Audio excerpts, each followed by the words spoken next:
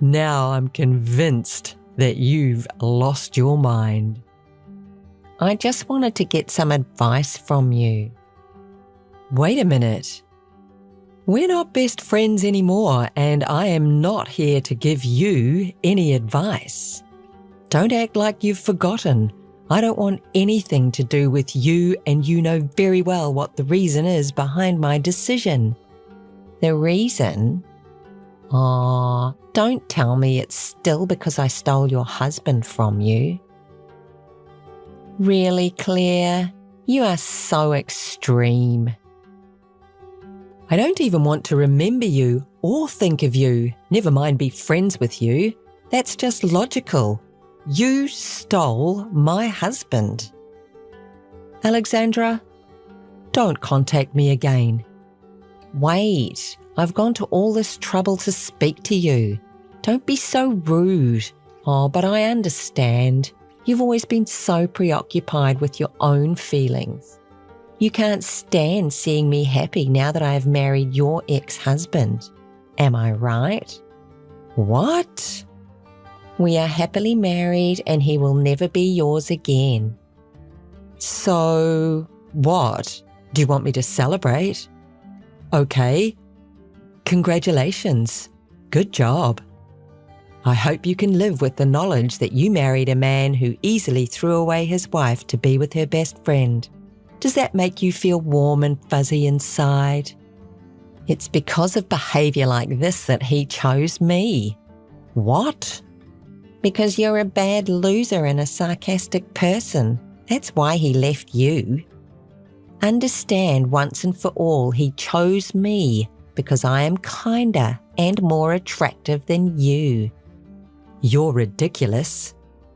Maybe you should be focusing on self-improvement.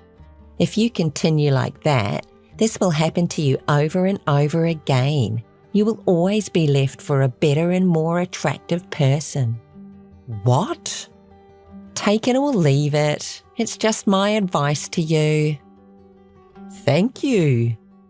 It is rich hearing you talk about self-improvement while you've been imitating me for a very long time. Maybe you should apply your advice to yourself. Excuse me? What do you mean by imitating you? I haven't been imitating you. Time to look into the mirror, Claire. You had a personality change and you know it.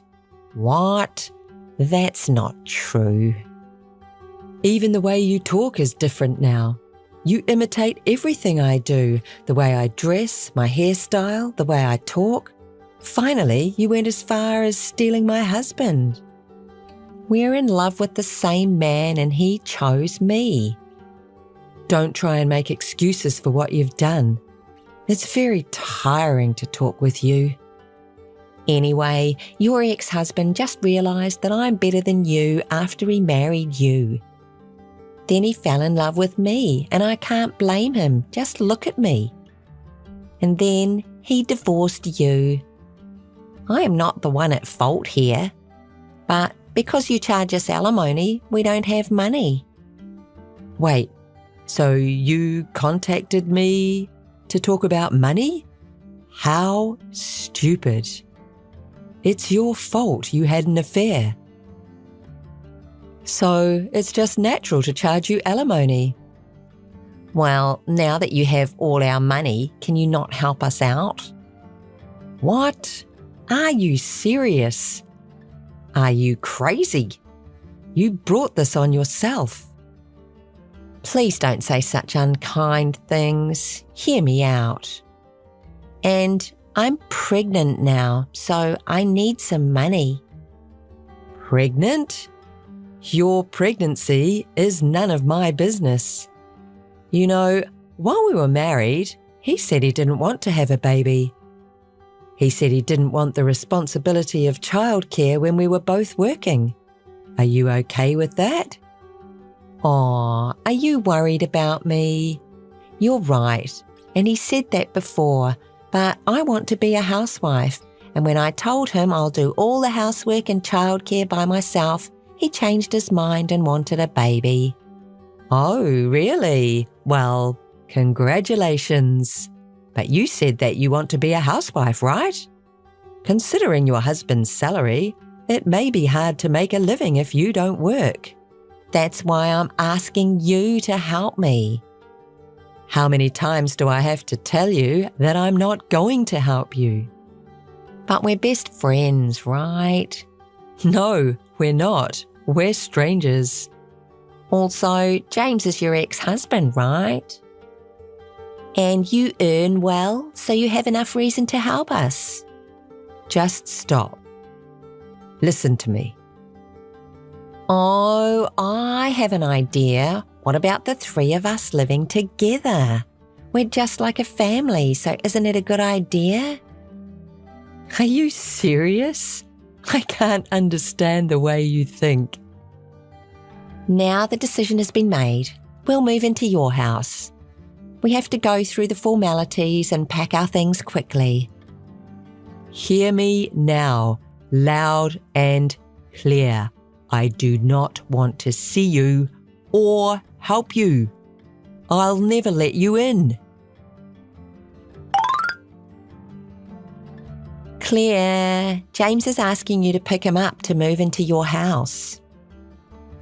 What? You must be joking. You cannot possibly be so selfish. And did you forget I told you not to contact me again? You did not listen to a single word I said. Actually, James wants this for me. I'm struggling with morning sickness and he thinks it will just be easier for me to be with you. Let's leave the past behind us and then you can help me as your friend. Do you have a car to pick me up? James said he gave it to you with the divorce. I have never met anyone like you. You are not in touch with reality. You and James are a perfect match. You're both extremely selfish. I won't pick you up. And, by the way, the car has always been mine. I bought it with my own money when I was single. James says he doesn't care about the details. Could you listen to me? Anyway, I'm fine with whatever car you come and pick me up in. We're just like family, right? To begin with, I don't have any relationship with you. I'm waiting for you to pick me up. As I told you, I'm not going to. You are not moving into my house. Honestly, just getting a text from you is stressful for me. In addition to that, you're making a nonsensical request, and that's very annoying. Why? You have stable earnings and you're capable of doing all the housework, right? You can help us earn living expenses, so you're very helpful to us. To begin with, when did I agree to the idea? I told you that I won't let you into my house. Yes, but our baby did nothing wrong. You have parents. Why aren't you turning to them for help? Well, James's hometown is just not suitable. There's no place for our child to play. And if I'm honest, his parents don't like me because I stole him from you. I'm sure they will be mean to me. Don't you feel any compassion for me? If the three of us live together, I can escape from all these things. Whatever.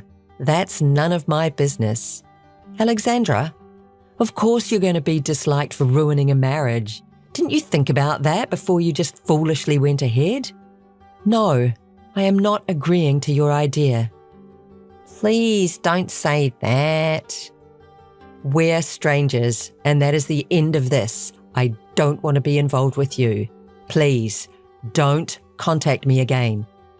Well, okay. I will leave this idea for now. You finally understand. Goodbye. I'll let you know once we make decisions about moving. Hey, listen to me. We have made up our minds. We'll be moving soon, so can you pick me up by car? Are you seriously still at it again? Claire, please understand. I'm not working and James doesn't earn well. So what? That's none of my business. It is your business because we have to pay you alimony. Claire, help us. You're my best friend. You have to pay alimony because of what you did. If you hadn't had an affair with my ex-husband in the first place, you wouldn't have had to pay the alimony. And we're strangers now. Did you say I'm your best friend? You're funny. You should rely on someone else. You're the only person I can ask for help. My parents also rejected me. They also blame me for stealing your husband. They said they are angry at me for feeling no remorse. It is called a well-deserved punishment. Then how about relying on your husband's parents, although it might require a little patience? I don't want to live in a rural area. There's nowhere to hang out, and I'm not in a good relationship with his parents. That's another issue that really is none of my concern. Do you know that? You are my only hope, Claire. If the three of us live together, you can live with your ex-husband. It's lonely to live alone, isn't it? I'm not lonely at all. Really? You should be lonely. You live alone, right? You're James's ex-wife, so we're just like family. Just think how we could make each other happy if only we can be together. Not getting involved with you is really all the happiness I need. I have enjoyed my life. Oh, really? You don't need to tell a lie. Oh, I got it. You're pretending to be strong because James chose me over you, aren't you? What? Are you crazy? I know you feel sad, but it couldn't have been helped because I'm prettier than you. Oh, it seems that you will never understand me, so keep believing whatever you want. Well, I'll contact you later. You're stubborn. Don't contact me again. We're at this location for moving, so pick us up by car. What? You haven't given up yet? Are you crazy? I've told you so many times that you will not move in with me. Why? Then we'll go to your house and wait for you there. Don't do something so stupid. That's a crime, and trust me, I will call the police. What? It's not a crime because I got permission from you, who is just like our family. I didn't give you permission. I rejected your request again and again. Well, don't say that. I know that you're kind enough to forgive me for everything. In the first place, how will you get into the house without a key? We're already at the front of your room. There's a security device at the entrance of this apartment. I entered with other residents, and my husband and I will pick a lock, so don't worry. Did you say don't worry? It's obviously a crime. We have to do this because you keep refusing us and won't let us in. And it's not a crime because we're connected, just like family. Really? All right. By the way, I moved to a new house when you contacted me the other day, so that's not my house anymore. You keep making these crazy statements. You're just lying, aren't you?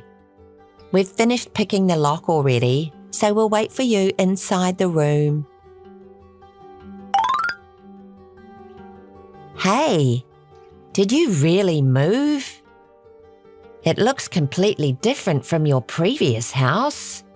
I told you. I moved. The police will be there soon, so how about having a cup of coffee until then? Hey, stop joking. I'm not joking. The apartment has a good security system, so they should be coming very shortly. What? I picked the lock. If you've actually moved, why didn't you tell me your new address? Huh? Why do I have to tell you that I've moved, even though I don't want to be involved with you? Because I talked to you about the three of us living together. I didn't agree with the idea. And I warned you that breaking in is a crime. To begin with, even if that's my house, it's trespassing. No, it's not. I told you before, it's all your fault. Come here immediately and explain everything to the police. Hey. Take responsibility for what you did. No way. You're disgusting. And I told James's parents that you're moving to their house. What? Why? That's disgusting. I'll never go. I don't want to live in a rural area. I want some help with childcare and housework so that I can live in idleness. You intend to force me to do everything so that you can have fun, don't you? I can't understand why you rely on your ex-husband's wife. His parents will say that you have to do all the housework and childcare. That's why I don't want to live with them. I just want to relax. Only this time, I appreciate you stealing my ex-husband. I feel a little pity for you that you have to live with his parents who love tormenting a bride. But good luck. Oh no, you're disgusting. Am I disgusting? It's all your fault, isn't it? Oh, I forgot to tell you that your husband will be fired from work because this trespassing will be reported to the police. He's going to lose his job, so nothing will stop you from moving to his parents' house. I'm happy to think that I don't have to get involved with you anymore. Is he going to get fired? Then how should we sustain our life? I don't know. Figure it out by yourself. Think together at last. No. This happened because you selfishly didn't tell me that you've moved. It was your fault that you stole my husband and decided everything selfishly. Don't blame me for your misfortune. Help us with things like living expenses. What? Why? No. You just have to ask his parents. I don't want to. We're best friends, aren't we? You're the one who betrayed the friendship, right? Oh, no. Oh, my God. The police have arrived. Hey, do something. Explain the situation to the police. Missed call. Claire. Hey, Claire. Alexandra and James were arrested by the police. It was their first offence, so they got released shortly, but they were taken to the remote rural area because they didn't have anyone to rely on. James couldn't be re-employed, and he's moving from one part-time job to another. And Alexandra is doing housework and childcare and listening to her husband's mother's sarcasm. About the alimony and living expenses, Alexandra is asked to work and pay the money once she gives birth. So she seems to be scared of her future after giving birth because she has to work in addition to housework and childcare. Alexandra contacted me to ask for help a couple of times, but I ignored all. I'm enjoying my peaceful, single life.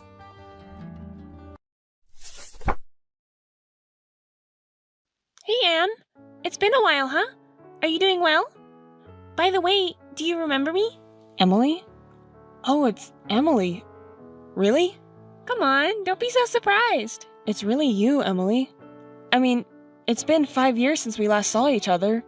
Where have you been all this time? Where are you now? Anne, you're talking like you're meeting a long-lost sister again. But that's how it feels, right? I mean, you haven't contacted me at all in the past 5 years. It's only natural to feel this way. It's only been 5 years without contact. It's not that big of a deal. That's how worried I was. So, where are you, and what have you been doing now? Well, no need to worry. You're still as kind-hearted as ever, my older sister. Hey, where are you really? And what have you been doing? Oh, there's nothing to worry about. I've been living a normal life. Normal, huh? Then why haven't you contacted me all this time? Were you making a decent living? I'm telling you, I had a normal life, all right? I don't understand what you mean by normal. What about your job? Where do you live? Well, who knows? Don't worry, I'm living decently, just like everyone else. Hey, we're talking about you, right? Answer properly. I am answering properly. Everything is normal, normal. I live just like normal people. It seems like you don't have any intention of answering properly. I'm answering properly. And you should answer my questions properly too. Hey, are you doing well? I'm doing well, thank you. By the way, since you contacted me, does that mean you have a plan to repay your debts? Debts? And are you mistaking me for someone else? No. I'm talking about you, Emily. Huh? Even if you say that, I don't know what you're talking about. Don't try to evade the question. I won't forgive you if you're not taking this seriously. What's with you, Anne? Suddenly getting scared like that? If you can't remember, shall I remind you? You know, what you did to me 5 years ago. Huh? I have no idea what you're talking about. Fine, then I'll remind you. 5 years ago, you eloped with my then boyfriend, William, and even took my money deceitfully. I was foolish enough to believe you, saying you were in an accident and were in trouble. Debts refer to that money. I don't care about William anymore. I just want my money back. Oh, so that's what it's about. What? William was such a boring guy, right? Was he your type? Even though he has a girlfriend, he'd come running if you just gave him a little attention. He's so shallow, isn't he?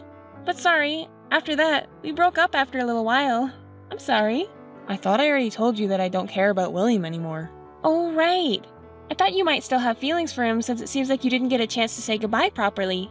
I don't care about that anymore. It doesn't matter who you date or marry, I couldn't care less. But you see, the money you ran off with, that's not going to fly.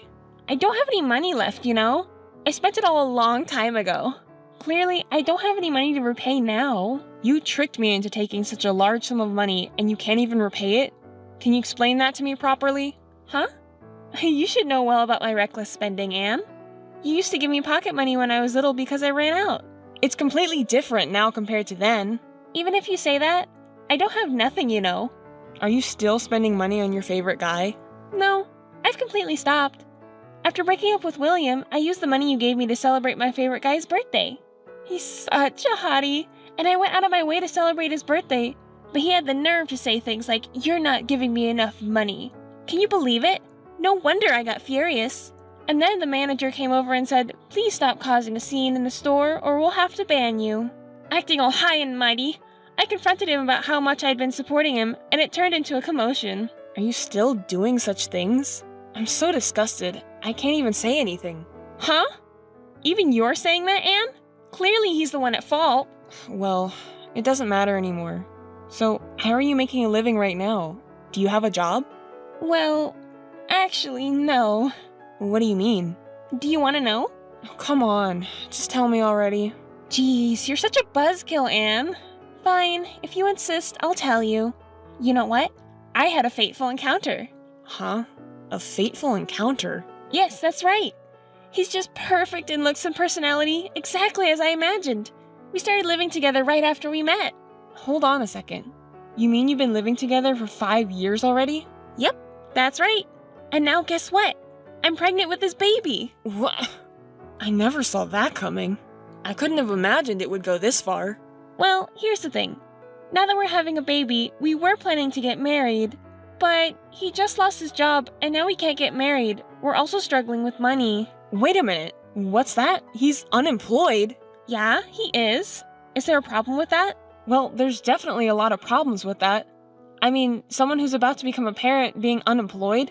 I thought your fateful encounter would be someone more stable. And he lost his job? Wait, is this some kind of joke? And isn't that too rude? He's unemployed now, but he's actively looking for a new job. He was pushed to quit by his manager who kept finding fault with him. Are you okay with that? I think he's just incompetent and got fired. What? I told you not to say rude things, didn't I?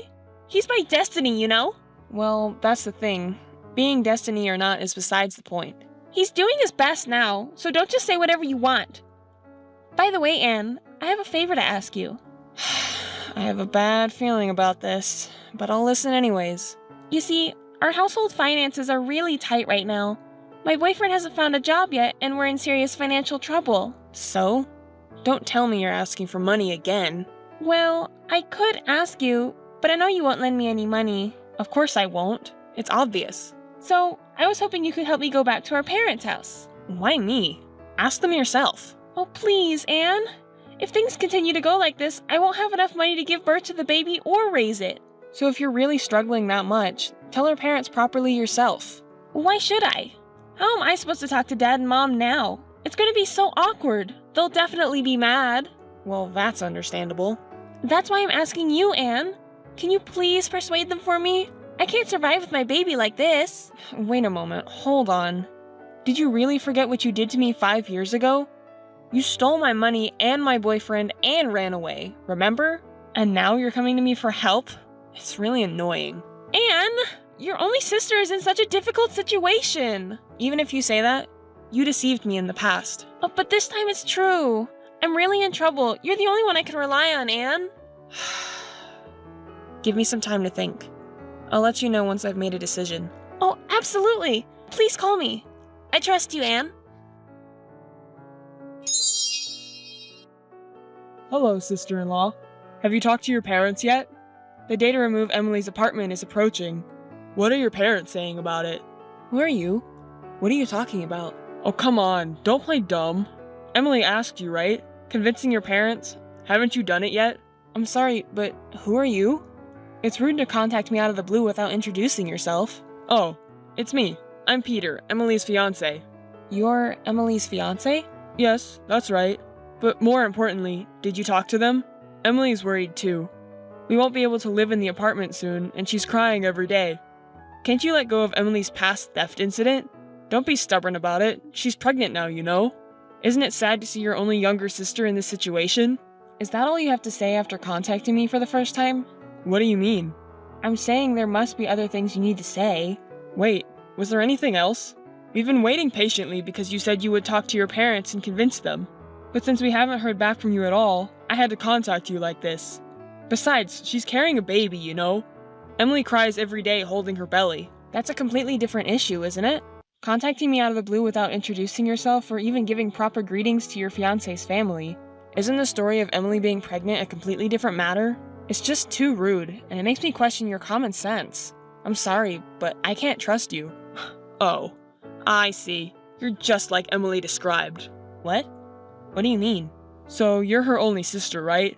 Then instead of trying to make some common sense argument, why don't you try being nicer? She's not a criminal. She's your one and only sister, right? In a family, it's important to forgive each other at times. Don't talk to me like you know it all. You're being so arrogant. Let me tell you, no matter what you say, your actions don't follow through, so you have no credibility.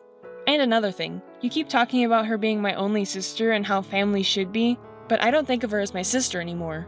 She's caused me a lot of trouble in the past. It's not just about the money she took from me. She's also sold my clothes and accessories without permission and begged me multiple times for money because she spent it on men. I've lost count of how many times she's caused me trouble. I have no intention of taking care of her anymore. But that's all in the past, right? Can't we just let bygones be bygones? After all, she's your cute little sister, isn't she? You have no right to say that to me. You keep saying this is about the past, but she's never been held accountable for all the trouble she's caused me. She always dodges when confronted, just like this time. She suddenly calls me, but refuses to face her own past and just laughs it off. That's who she is. At this point, no matter what you say, I will never forgive her. Wait a moment. Emily has stopped playing around. She's reflected and changed. Can't you acknowledge that? I can't believe for a second that she's changed. What a cold-hearted sister you are. Poor Emily. She's deeply reflected and changed, but you won't acknowledge it. Besides, you've always been like that, so doesn't that make Emily even more repulsed because you won't accept her? And why should I be blamed by you? You know, even within a family, there are things that cannot be forgiven. She crossed that line. It's useless to say anything anymore. You say she sold your things, took your money, treating your sister like a thief even though you're family. In the end, it's all about money, isn't it? You talk so convincingly and call yourself a sensible person, but you're just obsessed with money. Calling the victim a money grubber? I don't think that's a humane way of thinking. Are you missing something important, just like my sister? You are indeed her destined partner. What? Are you making fun of us? If you really feel sorry for my sister, why don't you tell her? If you want forgiveness so badly, start with an apology and repayment. And while you're at it, Please come back after fixing your disrespectful attitude. I'm trying to be modest here, but you're so cocky. If you work for a big company, why don't you just shut up and give the money? You have plenty of salary and savings. You know, it really has nothing to do with you that I work for a big company and have a high salary and savings. Can you really be happy with my sister with such a dependent mindset? It's not our fault. We're both unemployed and struggling, and we can't get married because financially well-off people like you won't help us. It's your fault that we can't be happy. How can I make you understand that it's not going to work with that mindset? You're going to be a parent soon, right? So work hard to support your own family. I hate people like you who won't help those in need when they're asking for your help. Even after I've told you this much, you still rely on others. I can only imagine what my sister's married life must be like. I also hate people with dependent and helpless attitudes like you. Enough! We'll convince your parents ourselves. Please, do as you wish, if you can. That my sister would choose a man like you who's just a bundle of selfishness. She likes the wrong kind of man. Hey, listen, Anne. I'm going to start living at our parents' house from today. What? What are you saying? Did our parents approve? Did they really accept your engagement and marriage? Are you kidding me? Huh? Don't you think we don't need our parents' approval anymore? Huh? What do you mean by that? Did you not tell our parents anything? Did you do it without permission? Explain it clearly. I don't understand. You're making us look bad. We did go and talk with our parents about getting married, you know, but they got angry. They said, there's no way we'll forgive such a selfish argument like yours. Get out right now. Isn't that terrible? In addition, they even said they would never acknowledge our marriage no matter what. It's not normal to say something like that to someone pregnant, don't you think? Well, it's obvious. Anyone would say the same thing normally. It's you and your fiancé who are out of touch with common sense. But our parents are against your marriage, right? Then, how come you ended up living there? I came up with a brilliant idea. If talking doesn't work, then we should just create facts. You guys wouldn't. That's right. While our parents are away, we snuck into the house and decided to squat there. Do you realize that's a crime? Why is that a crime? I used to live here too, and I'm their daughter, so I have the right to live here, right? My room is still there. It's no problem at all. It's a big problem. How did you manage to sneak in? Wasn't the door locked? Oh, didn't you know? Dad used to hide the key under the plant pot when they went out. I always used that key to sneak in when I was out partying back in the day. I didn't think he'd still do that, but I gave it a try, and there it was, under the pot. What are you planning to do when they come back and find out? Do you think you can sneak in and live with them when they say they'll never approve? Well, I'll think about it depending on the situation. If I'm about to be kicked out, I'll use my baby as an excuse. I mean, it's impossible to suddenly leave when I'm already living here, right? No matter how angry they are, I have their cute grandchild in my belly, you know? They won't forcefully kick me out, right? You're joking, right? Using the baby as an excuse is unacceptable. But it's true. I came up with the best plan ever. Peter even praised it as a great idea, so I put it into action right away. Seriously, I'm speechless and disgusted. And you're calling it the best? What? It's going well. Listen, Emily, I'll give you a warning. What you're doing is a crime. Trespassing, a serious offense. Do yourself a favor and just leave right now. If you leave before they find out, you might still get away with it. Oh, Anne, you're so over the top. Trespassing? A crime? I just came back to my parents' house, that's all. Oh, how ridiculous. It makes me laugh. Peter's also rolling on the floor laughing. Ugh, such a vulgar laughter. It makes my skin crawl. What did you say? You better not make Mom too mad. Huh? Mom? Why Mom? Hey, why? I don't understand. Hey, what's going on with this? I didn't agree to this. This is awful. Why did it turn out like this? What's with the fuss? But I can imagine, but calm down and explain, please. After talking to you, Mom and Dad came back. As soon as they saw our faces, they got really mad and started saying horrible things like, get out of here right now. So we argued back, saying, why do we have to leave? This is my home. We're not leaving. But, well, up to this point, we expected it. I knew I would definitely get scolded, but I thought if I remained assertive, they would back down first. So I thought we could continue living there. But both Dad and Mom are being persistent. No matter how much we tell them that I'm pregnant, they don't care and say horrible things. They're not showing sympathy at all. Exactly. That's what I said. But still, this baby is their grandchild, right? It would be nice to live together. Even if I say that, all they do is get angry. They were angry about me suddenly showing up pregnant, and then Peter got angry too and pushed Dad, saying, "Why are you so unreasonable?" I tried to stop him because I knew it was bad, but I was too late. And then Mom, she suddenly slapped Peter's face hard, and Peter fell to the floor. I knew it would happen. That's why I said it. Don't make her mad. I don't get it. What's up with Mom's behavior? She was never like that. What on earth has happened? Actually, they both seriously started working on anti-aging recently and started going to the gym together. They just love it. Huh? The gym? Yeah, and Mom got really into it. Dad just does light exercises, but Mom is into boxing. Boxing? Peter, is his nose okay? Is it broken? Well, I don't think she takes the kind of serious training that a professional would, so her combat skills may not be that high.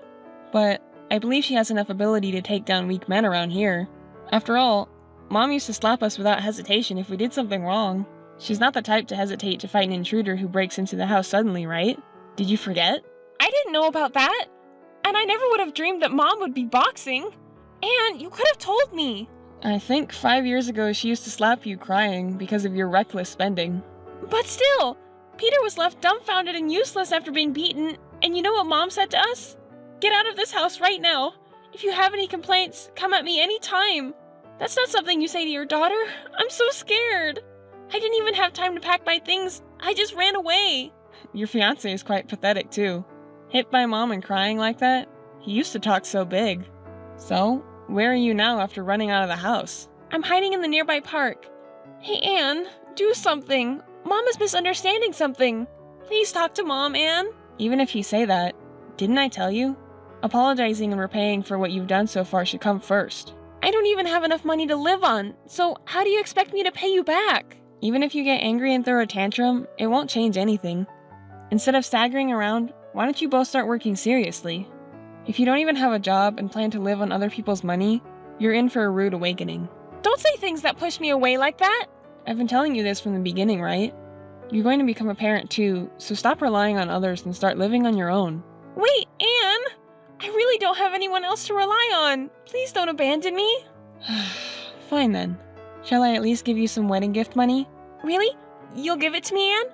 Well, in that case, I need about 500,000 yen as a start. I thought so.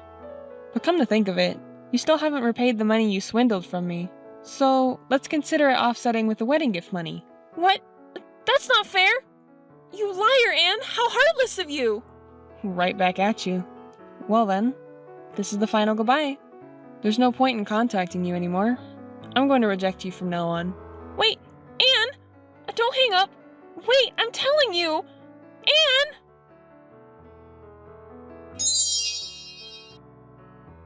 My sister ended up breaking up with Peter, whom she had called her destiny.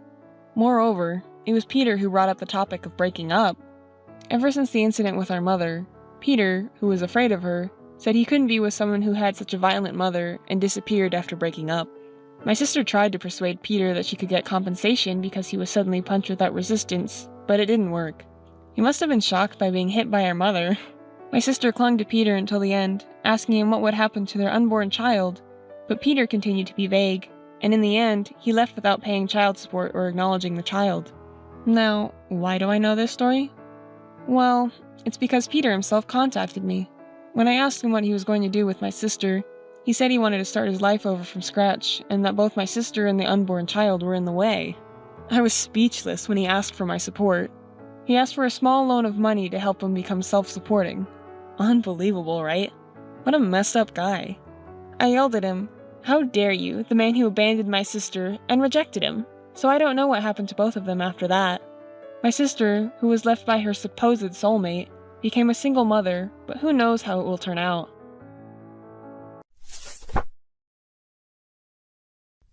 I wonder if he'll respond today? Oh, is this Kate? You finally responded. George, it's been a while. How have you been? Hey, Kate, it's been a while. Are you doing well too? Doing well? No way! I've been trying to contact you for a whole year since you left. Why did you keep ignoring me even though I contacted you so many times? Shut up! It was because you kept complaining. I had reasons to complain. You said I'm going to work seriously and find a good job, so help me out. That's why I lived with you and paid all the living expenses. Everything you say is a lie. I don't trust you anymore. It's not a lie. I was looking for a job for a long time. No job suited me. There's no job that someone like you can do. And on top of it off, you suddenly disappeared and were completely unresponsive for a long time. I have reasons to complain. At that time you said, never come back again, so I did what you said. You have no reason to complain. At that time, I remember we were fighting and things escalated. Do you remember now? I just showed respect to you for having financially supported me, and I did just what you told me to do. You were the one who said, get out and never come back. I just did what you told me to do, so it was not my fault, right? Then why did you ignore my calls? I called you so many times. Because you were annoying. Annoying? I'm always angry because of you. Oh, I don't want to hear it anymore. By the way, you called me today because you have something you wanted to ask me about, didn't you? Are you feeling lonely? Do you want me to sleep with you? Don't say stupid things. I just wanted to confirm something with you today. What is it? I received a wedding invitation from a subordinate at work. Someone beat you, and are you feeling lonely? No, don't tease me. You should listen to me seriously for a moment. What? Is there anything wrong? The groom has the same first and last name as you. George is a common name, but the last name is not, right? I don't think it's you, but just in case, I wanted to confirm. It's not you, right? Do you want to know? Huh? I'm asking if you really want to know. You're still an irritating man. That's fine, it can't be you. I must have been crazy to contact you after all this time. Talking to you makes me angry. Goodbye, and don't ever contact me again. It's me. Huh? I'm the one who's going to marry Trish. Ugh, you're lying, aren't you? Why can't you believe it? Trish has fallen for me. I don't want to boast, but the company I work for is a large corporation. She got hired there, so she shouldn't be stupid. I can't imagine her falling for a scum like you. Don't call me a scum to my face.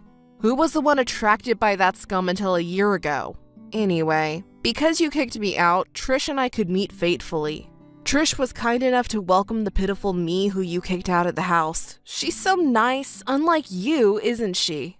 What nonsense are you talking about? Have you been at Trish's house ever since then? Yes, that's right. Trish is financially supporting me while I look for work.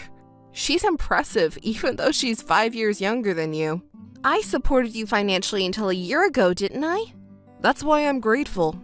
Because I'm grateful, I left as you told me to, right? Talking to you makes me irritated. I can tell that Trish will definitely have a better career than you. Huh? What's your basis for saying that? Not to brag, but I'm one of the top performers in the company. I know that, but you get angry easily, right? That's because you always... Unlike you, Trish is kind and considerate, so when I proposed to her, she happily accepted it. I'm so grateful that she's willing to marry someone like me. You're lying, right? Huh?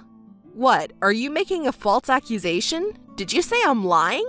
If you're still being supported financially, then you haven't found a job yet, right? Trish isn't stupid enough to marry a man like that. You're deceiving her, aren't you? Don't say something so rude. It sounds bad. I'm making efforts for Trish with my whole heart. Unbelievable. I have to tell Trish that she's being deceived. What? Don't do anything unnecessary. I'm not causing you any trouble, right? Trouble? That's not the point. Anyway, don't do anything unnecessary. The two of us will be happy together. Oh, are you feeling lonely? Frustrated? If you agree to do it secretly from Trish, I'm happy to spend a night with you. Don't be ridiculous. Even the stubborn Kate is cute. Stop it! Okay. Well then, just look enviously at us. See ya! Wait a minute. He's such a scum as always. I have to hurry and let Trish know. I have to stop the marriage. Trish! Hey Trish! I know you're busy, but there's something urgent that I need to tell you. Oh, hi, Kate. I'm sorry, but I'm working overtime now, so I'll call you back later. I know you're at work, but this is urgent. I have something to tell you right now. It's about your fiancé. What about George? Do you know anything about George? Yeah, we're acquaintances, but that's not important now. It's difficult for me to say this when you're already engaged, but you should not marry him. Huh? It's too sudden. Can you tell me why? As it says on the invitation, the wedding date and venue have already been decided. I don't know what George has told you, but actually, he was living with me until a year ago. What? Really? Yes, it's true. Even when he was living with me, he didn't work and just played around. He was fully depending on me, you know? He kept lying to me that he was looking for a job and kept asking me for money to go out and have fun. You're lying, right? You may wish I was lying, but that's the truth. I had been financially supporting him all that time, and then we had a little argument, and he left me all of a sudden. Trish? Oh no, it makes me laugh. Oh, I'm sorry. It was so funny. I just couldn't help but laugh. What's so funny? Well, the thing is, I know everything. Huh? Wait, did you hear it from George? Of course. I see. Well, that makes everything simple. George is a scum who takes advantage of women. It's better to not marry him. Oh my god, that's hilarious. You're so desperate. Are you upset because George was stolen by me? That's not it. Don't misunderstand me. I don't care who's going to marry George or what he's going to do. I don't have any romantic feelings towards George anymore. But because you're the one he's marrying, I just wanted to stop. Trish, you're my important subordinate. So I'm just giving you advice. If you marry a man like him, you'll only be unhappy. You should reconsider. I know this because I was deceived by the same man. So please, you're smart enough to understand, right? How funny. You're my rival. Huh? What are you talking about all of a sudden? You're always so calm and collected, smart and good at your job. I've always looked up to you. Thank you, but that's not the point here. Oh, don't you understand?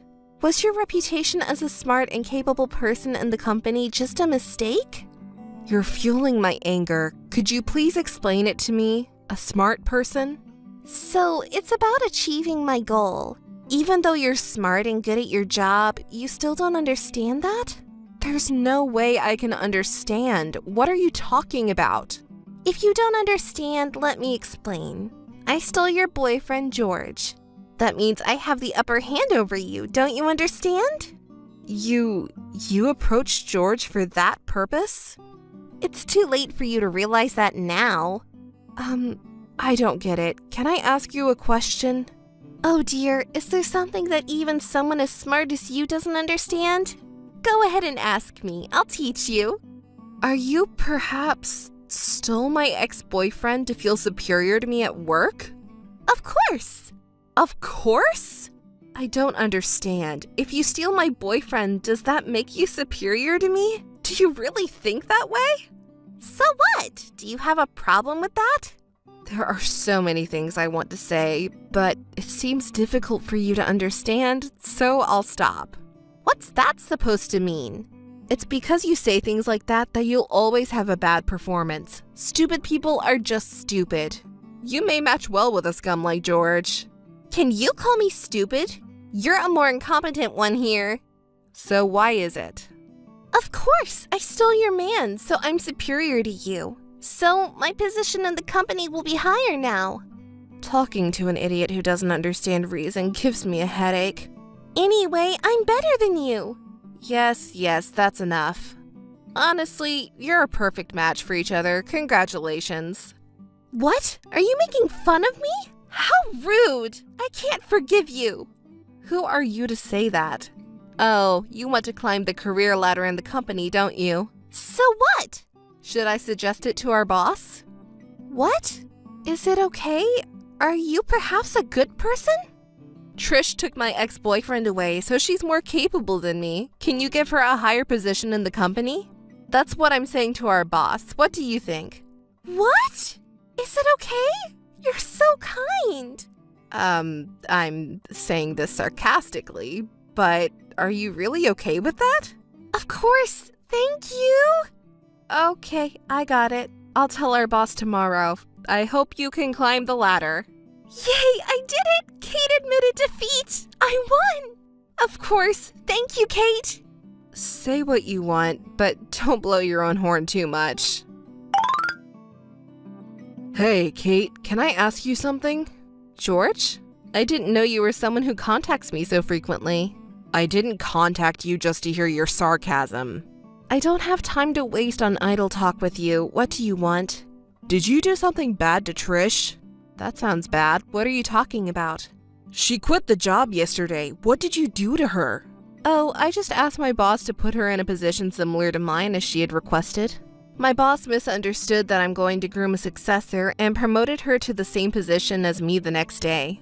Yeah, she seemed excited about the promotion at first, right? I even told my boss that she could be my boss after seeing her work. Did you go that far?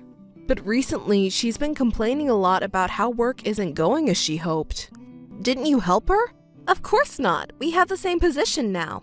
She's a sweet subordinate, right? You should have helped her out. She's not anymore. She's in the same position as me. And she's also the woman who stole my man and fueled my anger. If she was a subordinate, I would help her, but in the same position, we both have to complete the same task. Poor girl. She cried saying she was demoted because of you. It's not my fault. It's her responsibility to complete the given tasks. You wouldn't understand having never worked for a company before, but it's how the company is. You're looking down on me. I've never been officially employed because I didn't have to. I have plenty of women who financially support me. Besides you. It seems that it's tough being popular, huh? But still, couldn't you have helped her out a little? You're a cold-hearted woman. Don't make me laugh. It was natural for a stupid woman who stole my boyfriend and thought she was good at her job. So, you did this as revenge for me being stolen from you? It was revenge, but it wasn't because you were stolen from me. It was revenge for her fueling my anger 2 weeks ago. You used dirty tactics for revenge. What's dirty about it? I don't want to be called like that by a scum like you. You're so disgusting. You didn't have to get revenge just because you got me stolen and inflamed your anger, did you? Can you stop using the word revenge? I just gave her an undeserved position as she wished. Don't blame me for her not having enough ability to keep up with the position. You ignored her even if she asked for help, didn't you? Trish thought of me as a rival. Helping her would be disrespectful as a rival, right? Ugh. Besides, if I keep helping her, it won't be good for her growth. To promote her growth. Ugh, you're annoying. You have a comeback for everything. You're the one who started the fight. But she didn't have to resign, did she? She only got demoted. And now she's in the same position as before. It's a big company, so I think she was making a good amount in her original position, right? I said that too, but she didn't listen. She must have been mentally unstable. She said she couldn't even wake up in the morning. Did she go through a mental breakdown or something? She has a large amount of pride, even though she's stupid. You're going to marry that stupid woman, aren't you? You don't have to be so rude to her. Hey, can you help her come back to work with your authority? You can do it, right? Just tell your boss. Do you know how cheeky for you to say that? At this point, it's too late to mind tiny things, right? Come on, Kate, please. It's difficult. I don't think I can apologize and expect to be forgiven. To tell you the truth, she's terrible. She's been repeated failures and causing trouble with clients and business partners. Her boss is still cleaning up her mess. Seriously? That's ruining my future. What are you going to do about it? Can't you do something? Don't be ridiculous. Did you say it's ruining your future? You're a man who doesn't even work and just goes gallivanting. You don't have a future to begin with, do you? Shut up. Trish told me a year ago that she was way better at her job than you are. She said that she couldn't accept that she's more skilled than you, but her position is lower. Well, she can believe in whatever she wants to, but it's the company's evaluation that matters. Her skills don't matter.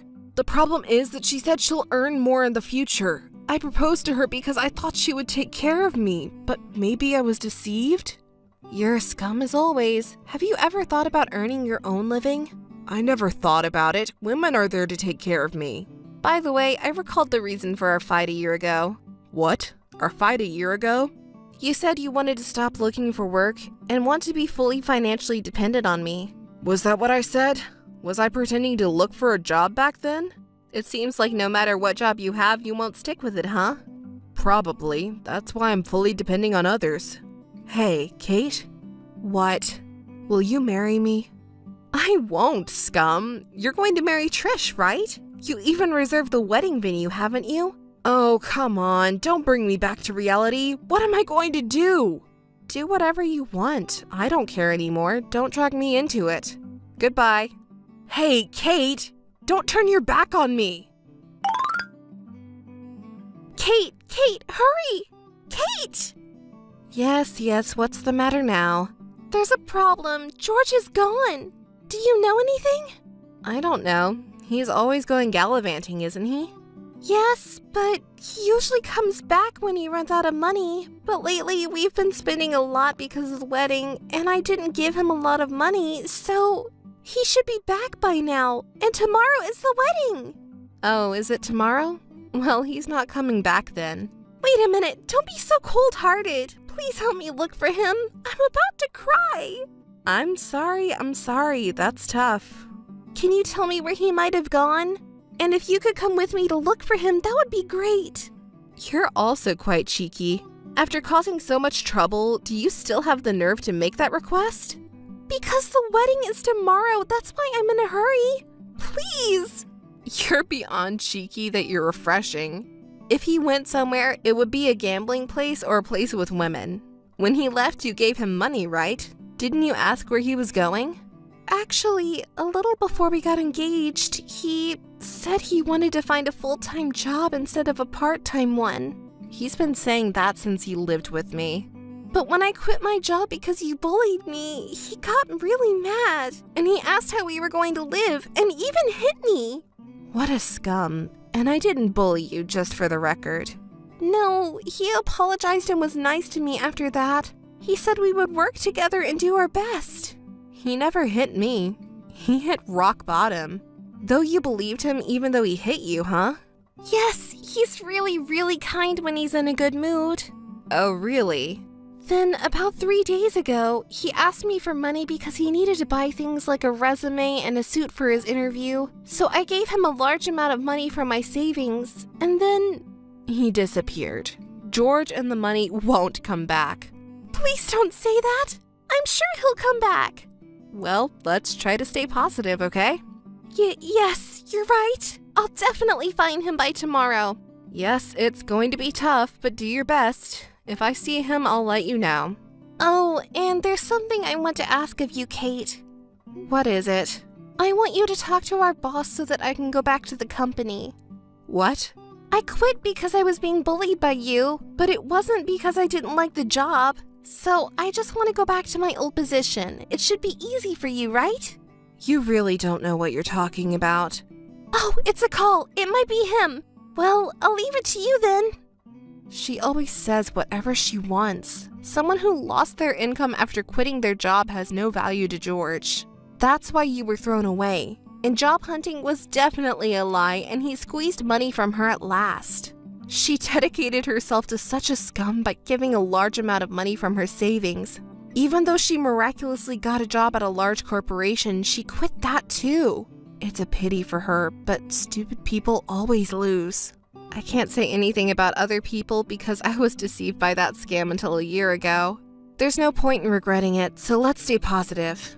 Let's both stop being deceived by such a scum and find a good man. It wasn't a call from George. Kate? Hey, Kate? Don't turn your back on me and help me. She should be able to do something about it. She needs to reply quickly. I'm in trouble here. I'm in a hurry. What's going on, Kate? Help me, please. Don't turn your back on me. On the day of the wedding, Trish called me multiple times, but I decided to ignore her. After some time had passed and things had settled down, she called me, so I decided to hear her out. Of course, out of pure curiosity. You would be interested in what happened to the scum and the stupid girl, wouldn't you? First of all, George is missing. Trish, her relatives, and his family did everything they could to find him, but they couldn't locate him at all. They even went to his parents' house in the countryside to look for him, but there was no way he was there.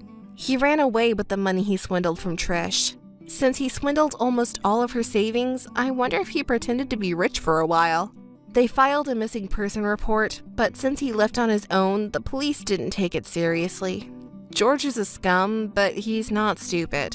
He's probably managing to escape while deceiving stupid women here and there. Of course, the wedding was cancelled because the groom was missing, and the engagement was called off. They couldn't cancel the reservation because it was the day of the wedding, so they were left with a huge bill to pay. Trish was scolded quite a bit by her parents and relatives.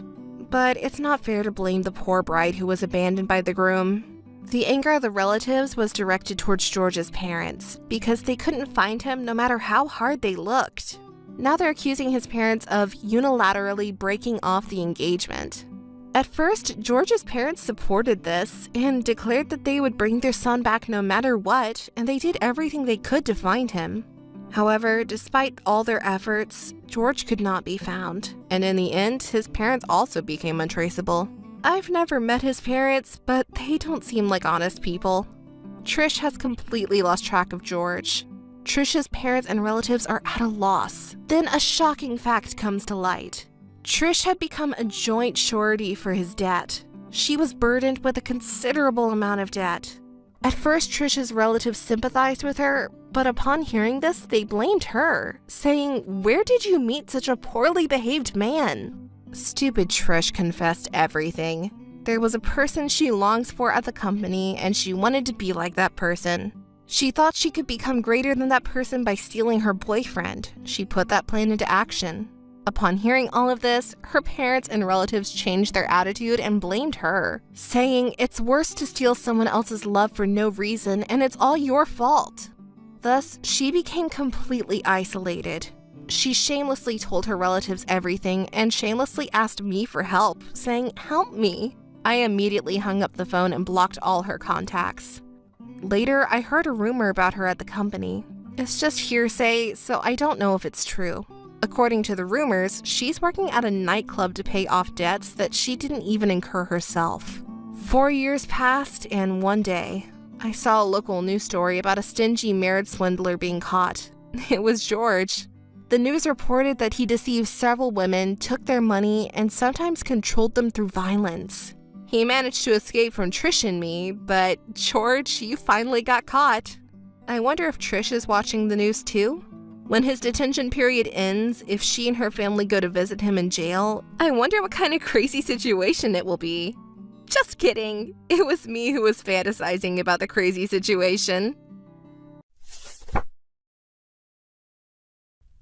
Hey, are you up yet? What are you doing now? What's the sudden talk about? Do you even know what time it is? I don't have time to casually talk with you during this busy morning. Don't be so irritable. You're not even that cute to begin with. What? You're calling me at this hour just to pick a fight? You must have a lot of free time on your hands, too. I don't have time to deal with someone like you. I'm cutting this short because it's too much trouble. Hey, wait a minute. You're so impatient. Didn't you worry when I didn't come home yesterday? It's not uncommon to feel that way. All right, I'll listen. So why didn't you come home yesterday? Oh, I stayed at a girl's house. I thought it might be something like that. How dare you say it so nonchalantly? What a terrible man you are. Her name is Mary. What? Mary? Another new woman? Your cheating habit really isn't going away, is it? It's already a sickness. Hey, don't speak so badly about her. Mary is my important future wife, you know. What? Future wife? Are you delusional? You're still married, aren't you? To me. I don't remember getting divorced. I found true love. I can build a happy family with Mary. Unlike you, Mary is a really good woman. It's really just a sickness. You're talking about true love and everything, but it's just cheating. Don't you already have someone you swore your love to? Did you know you can't do that with multiple people at the same time? Well, I don't think it'll last long again this time. No, it won't. Mary isn't like the other women I've been with before. Is it really necessary to praise your affair partner in front of me, your wife? You're the same despicable man as always. And how can you confidently say this woman is different from all the others you've been with? Well, you're not much better yourself. My insatiable sex drive is the problem here. You're not enough for me. I am not satisfied with you in any way. Your figure was mediocre, and being intimate with you was just mediocre. Mary, on the other hand, is perfect. She has a stunning figure, big breasts, a tight waist, and smooth skin.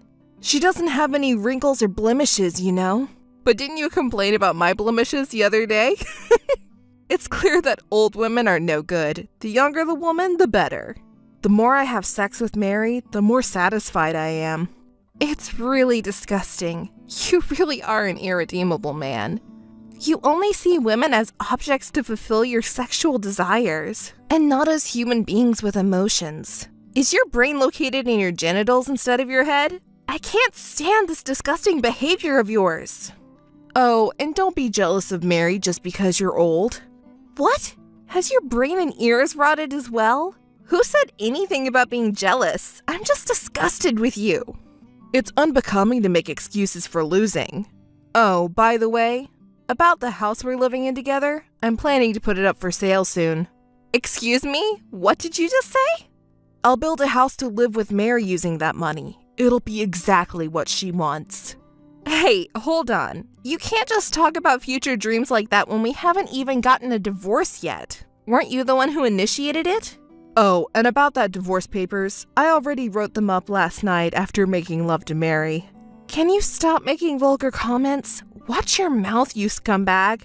You have always had a terrible habit of cheating. It's about time you break that bad habit before karma catches up to you. Who do you think you are to lecture me like that? Did you suddenly become God or something? No matter how much you bark, you're still just an old hag whose husband was taken by a younger woman. Be a good loser and stay quiet. What makes you think you're the one with the higher ground? I'll return your words to you. You're just a man with a bad habit of chasing after women. But it doesn't matter anymore. I'm sick of you two, so let's break up already. I never want to see you again. Goodbye. If you had just been obedient from the start, then you might have been a little cute. Well, I'll contact you when I've made the decision to sell the house again. Ugh, I'm disgusted. Selling the house has already been decided without even considering my opinion. But that's my house. Well, that's just how it is. I'm never going back to that house again. I'll be with Mary forever. Goodbye. Hey Bob, I finally decided on the plan for my new home today. Congrats, Allie. That's the dream come true. I'm really happy. It was tough to choose, but I finally did it. Although we're now in a lot of debt from the mortgage. Right, we gotta work hard for that. Oh, by the way, Bob, have you found a job yet? I was waiting for you to tell me, but since we already have the mortgage, I got a little worried. I was gonna tell you later, but you beat me to it. Don't worry, I found one. The pay isn't great, though. Sorry for worrying you all this time, but it's okay now. I'll start working too. You got a job? Thank goodness. I'm glad you finally found one. I'm sorry for rushing you earlier, okay? I know you've been working hard to find one, and with the mortgage too, I was getting worried. You're always so worried, Allie. But really, it's okay now, so don't worry so much. I was actually planning to tell you later today, but you beat me to it. Sorry about that. But it's not like I didn't trust you, you know? Please don't misunderstand that. It's okay, Allie. It's my fault for saying such irresponsible things all the time. But now I have a job too. The salary is low, though. The amount of money doesn't matter as long as there's a job. Thank you, Allie. I'm really sorry for everything up until now, but I've had a change of heart. I'll work my hardest for you. I love you, Allie. Bob, thank you for considering our life together.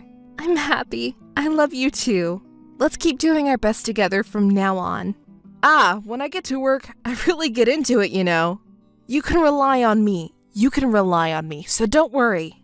Yeah, I'm counting on you, Bob. Oh yeah. Shall we celebrate then? Celebrate? What for? Well, isn't it obvious? You got the job, so we should celebrate. Why don't we go out to eat tonight, just the two of us? I'll treat you. Oh, tonight? It has to be tonight?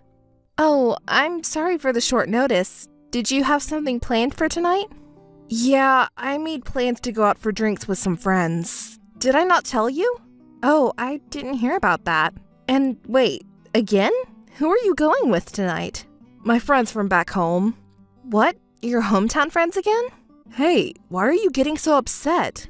But how many times is this now? Lately, it's been nothing but drinking with your hometown friends. Every day, every week. It's fine, you know. I also have social obligations, you know. But the frequency of these gatherings is quite high for just social obligations. No, the guys I'm going out with tonight are different from the ones last time. You know that I have a wide circle of friends, don't you? Besides, I've been cutting back on these gatherings lately. Despite that, I keep getting invited and can't say no. Everyone just enjoys drinking with me, you know? It's great that everyone loves me so much, and you should be proud too, Allie. It's good that you have many friends, but when you were unemployed, you kept going to these gatherings, right? And I always paid for those gatherings since you had no income or savings. I worry that you have a sense of money that isn't stable enough for the future. We have to consider the future like paying off loans and saving money. Looks like Allie's worrying has started again. It's okay. I told you not to worry so much earlier, didn't I? Besides, from now on, I'll work hard too. My income will increase, you know. And when work starts, my opportunities to go out with friends will decrease. You know I'm the type of person who values my relationships with my friends, right? So, could you please make an exception for me this time and be a little more lenient? I'm begging you, Allie. Is it really impossible for you to skip this today? I mean, my friends are throwing me a celebration for my new job, and they've even made a reservation at a fancy restaurant. I can't just back out now, can I? That would be unforgivable. I understand, but please, just this once, okay? I haven't told you until now, but we're really struggling financially. With just my income, it's been a tight budget. I know you'll start working too next month, but I really want to start saving. You see? So really, just this once, okay? Please try to be more moderate from now on, okay? I'm not saying don't go out at all. I'm not saying don't go at all, but I'd like you to be more restrained about it. I understand. You don't have to say it so many times, Allie, I know. Once I start working, I'll be tired too, and I won't be able to go out drinking so frequently. I know we have loans and savings to take care of, so it's really just for tonight. Come on, everything will be all right. If you say so, I will really trust you. Thank you, Allie. It's okay. Believe in me. Okay. Anyway, can you give me the money for today's drinking party? I already spent all the allowance you gave me last time. I thought so. I'm sorry. This is the last time, I promise. I'll give it to you when we get home, but really, just this once, okay? I know. You're such a worrier, Allie. I trust you, though, and please don't drink too much, okay? It's okay. I'll leave the house at 5:30, so give me the money by then, okay? Okay. Bob, did the construction company also contact you? They finally finished building our new home. Oh, Allie, they just contacted me too. Finally, it's completed. I'm glad it was finished safely. Oh, that's great news. I'm so happy. Our own home. It looks like they finished it just as we ordered. It's our dream home. It's not a dream, you know. We're moving in next week, by the way. By the way, have you made progress with packing? But I heard you were doing it while I'm at work, but I don't see much progress. I'm doing it properly. I'm sorting out the small items in the closet for now and leaving the big items for later. Okay, that's good to hear. Also, how's your job search going? You could even go to the employment office in between packing, you know? You're still a worrier, Allie.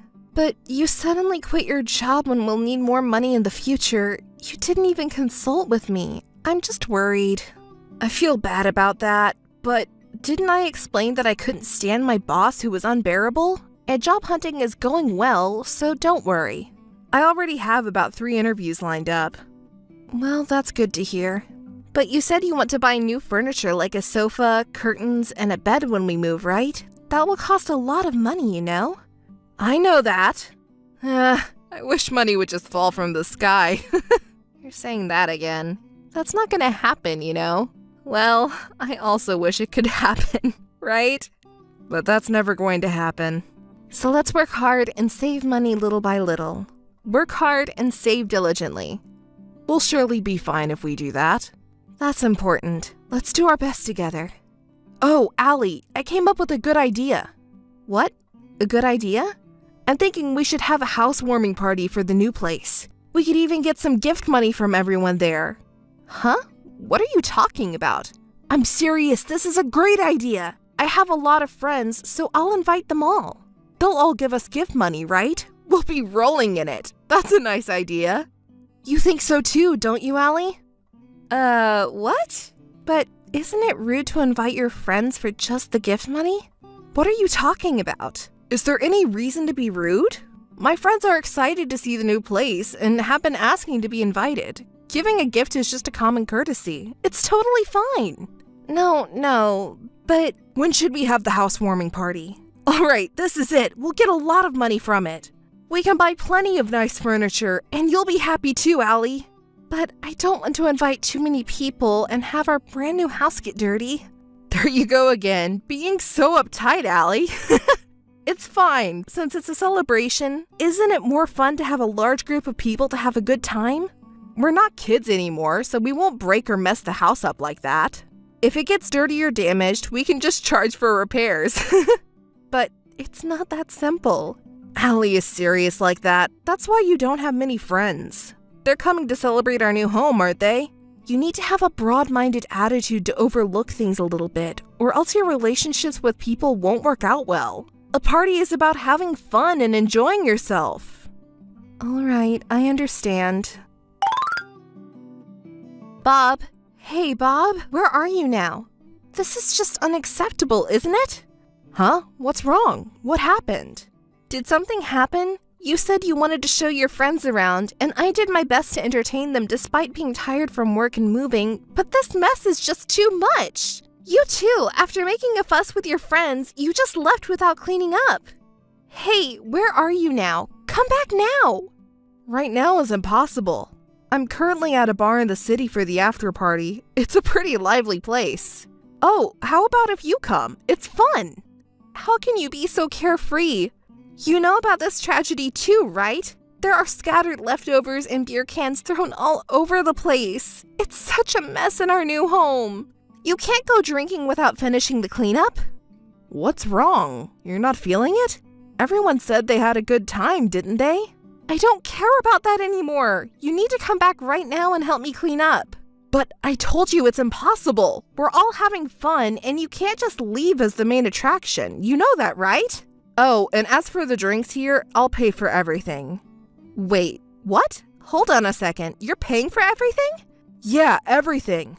Are you kidding me? Why should the main attraction have to pay for everything? That's not right. And where are you even getting that kind of money from? Come on, you're a responsible person. But they came all the way to celebrate with us, didn't they? We need to show them our gratitude. That's why I prepared so much food and drinks for everyone. That's just for the first part, right? We need to show gratitude for the second part too, since they went to the trouble of setting it up. But where are you getting all this money from? We got some money as gifts, didn't we? I have all of it now. I'll pay for it in exchange. What? You're saying something completely different from what you said earlier. Wasn't that celebration money supposed to be used for various expenses related to moving? And how much do you think it would cost to pay for everyone in that group? Allie, let's not talk about such serious things in this happy occasion. Well then, that's the situation. Hey, Bob. Come on, Bob. I'm disgusted. I won't give you any more money in the future. I'll consider your future lifestyle as well. Hey, what time do you think it is right now? You didn't even bother to contact me and came back home in the morning? Jeez, you're so noisy. Stop prying into my life like that. isn't it time for you to go to work already? Hurry up and get going. Listen, if you're a married couple, isn't it only natural for the wife to worry when the husband doesn't come home or contact her for a whole night? I think the wife has a right to ask where you were and what you were doing. You always come at me with your moral arguments. Yesterday, after the company drinking party, I got drunk and stayed over at a colleague's house. See? I've confessed everything, so it's fine now. After the company's drinking party at a colleague's house? That's right. Do you have any more complaints? No, I don't have any complaints, if that's really what happened. What, are you still doubting me? Actually, I just received a call from your boss. What, the boss? He's been having trouble with you because you've been absent without permission a lot lately and not doing your job properly. He's worried because you haven't shown up for work today either. What's going on? You say you go to work every day, but where are you? And what are you doing? I mean, I've been given a lot of field work lately, you know? Before going to the workplace, I go to the clients' places. That's why I haven't met with my boss. Uh-huh, I see. Believe me, Allie. So, what are you going to do today? Are you going to continue with the field work? Well, the thing is, I drank too much yesterday and have a hangover headache, so I was thinking of taking a day off today. What? You're taking a day off today? Is that even okay? You were just hired by this company, and if you keep taking time off like this, you'll get fired. I'm not just taking time off all the time. I work properly, and everyone says that I'm capable of doing my job. I'm capable. I'm not going to get fired. If you really have the ability, that's great. What did you say? Can you stop getting angry and listen? I'm the one who wants to be angry here. I was so embarrassed to receive a call from your boss. I thought my face was going to catch on fire. You're not a child, and I'm not your mother. And the colleague you stayed with yesterday, wasn't she a woman? So what if she was? Yeah, she's a woman. But listen, there's nothing suspicious going on like you're thinking. She's just a woman I met at the bar yesterday, and she took care of me since I drank too much. There's absolutely no physical relationship between us. I can't believe you're saying that. There's no way I can trust your words. How many times have you lied to me like this before? Instead of making excuses, come back home right now and go to work quickly. Got it? Hey, Allie, it's your fault, isn't it? You damn woman! Whoa, what's going on so suddenly? You're so noisy. Do you need something? Don't play dumb. It's you, the one who said all kinds of things to my company. I was suddenly told to quit the company and give you all my retirement money. What the hell is going on?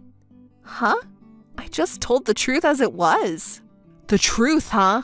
Did you think I didn't prepare anything before my divorce? You're a really naive guy. It's your fault, isn't it? If you have a problem, why don't you just talk to me directly? But you went to the company and demanded all of my retirement money. You're annoying. Can you stop screaming over the phone? That's like the howl of a loser. What did you say? Anyway, what's this about giving you my retirement money? That's obvious, isn't it? Let me explain since you don't seem to know. If a husband is at fault for a divorce, he must pay his wife compensation. Since it's your cheating that caused the divorce, you should definitely pay compensation, right? But since you're reckless with money, it would be difficult to collect monthly payments from you. So I thought it would be better to get a lump sum payment from your retirement allowance. Isn't that a great idea? You stop messing around! Oh, I am not messing around, you know. Oh, and by the way, I received the divorce papers from you, so I'll file them next week. You told me to go ahead and file them, right? So I'll take care of it for you. I'm so glad that I'll finally be able to live free from you and move on with my life. It feels so refreshing. I won't give you a single penny of my retirement allowance. Are you really saying that seriously? You're such an idiot. Well, it can't be helped. After all, you're just a man with a brain between your legs. Don't you dare insult me like that. Listen. Have you even thought about why I would have control over your resignation and severance pay? What do you mean? Well, even if we set aside the issue of severance pay, don't you think that as your wife, I have the right to decide whether you keep your job or not? What have you done? Oh, come on now. Don't make me out to be some sort of villain. Actually, my company bought your company. Your company became a subsidiary of my company. And, of course, it was my decision. What? Why do you have the right to do that? Unlike you, I worked very hard at my job, didn't I? That achievement was recognized and I became an executive of the company. How about that? Amazing, right? What? I didn't even know the company was being bought. Of course you didn't. How could information like that get to an incompetent, low-level employee who doesn't even come to work properly? That's a lie. There's no way. Anyway, that's the situation. So, hurry up and quit your job and give me all of your retirement benefits. Bye. Hey, wait a minute. Allie, we're not finished talking yet. Allie! Allie, I'm sorry, Allie. Please listen to me again. I'm begging you, Allie. Hey, don't ignore me. I've been the one at fault all along, really. I sincerely regret it. So please don't talk about divorce. I'll change my ways, stop cheating, and work hard for real. Hey, Allie. Missed call. Missed call. Missed call. Hey, Allie, don't ignore me. Hey, what's been up with you lately? It's creepy. Allie, you finally responded. Hey, I'll do my best one more time. Could you help me out a bit so I can stay at the company? Please, you're the only one I can ask now. And if I become an executive, we'll be a married couple on the board, right? Then our salary will increase even more, won't it? We can live a luxurious life as a couple. See, it's a great idea, isn't it? Let's live together in peace again like we used to.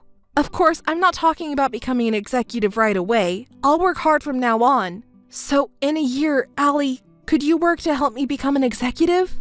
Right? It's a good idea, Allie. I don't even know where to begin. But are you really an idiot? How can you say such nonsense? Oh, Allie, by the way, you say give me a chance, but I give you 4 years of chances. What were you doing during that time? I always believed in you, that you would change someday. But you took advantage of my heart, and instead of getting better, you just got worse every year. And now you want another chance, right? And you only say things that are convenient for you. Stop kidding around already. I'm sorry. I'll really change my ways and work hard this time. I'm saying I can't believe those words anymore. And from the looks of it, you still haven't realized something. You know that house I built? It's not a joint loan or anything. It's all my loan, so that house is mine. What? Are you lying? It's true. When we tried to get a loan, it didn't pass the screening under your name. Well, of course not. That's why the house is under my name. You were so adamant about selling the house and building a new one with the money, but from the beginning, that was never possible. Honestly, you're so stupid. I can't believe it. So what about the new house? Is it for me and Mary? You were lying about everything earlier, weren't you? You have no intention of breaking up with your affair partner.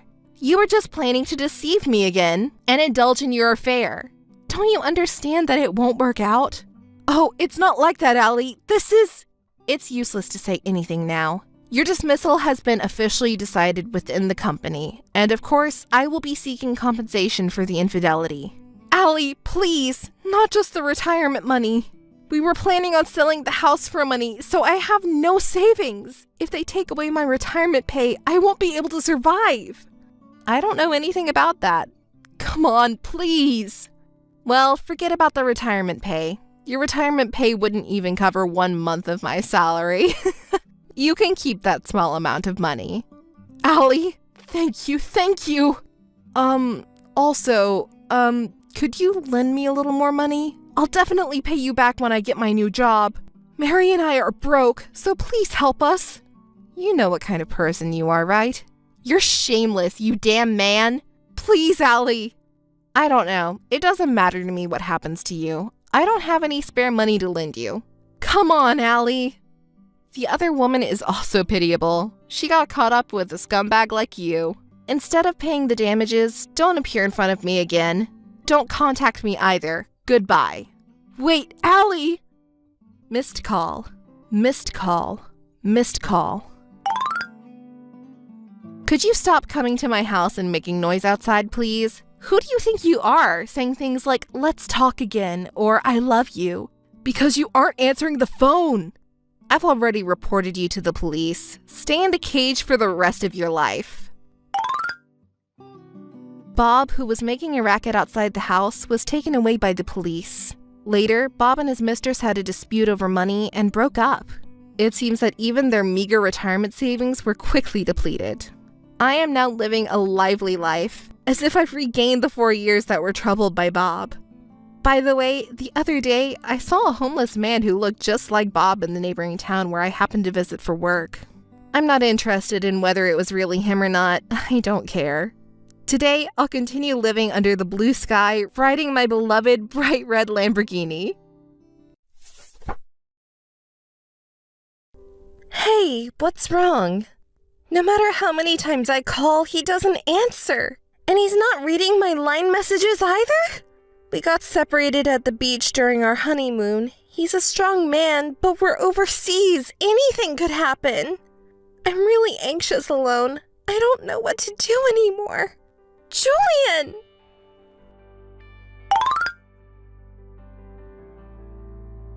Lena, hey, can you answer me?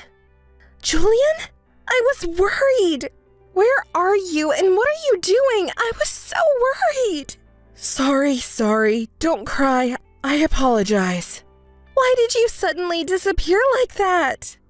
I'm really sorry. Actually, I'm with my friend right now. With a friend? What do you mean? We went to the beach, right? On the way to the restroom, I happened to run into my high school friend. Your friend? Yeah, so we ended up going out to eat on a whim. I didn't mean for it to happen. I was planning to come back soon.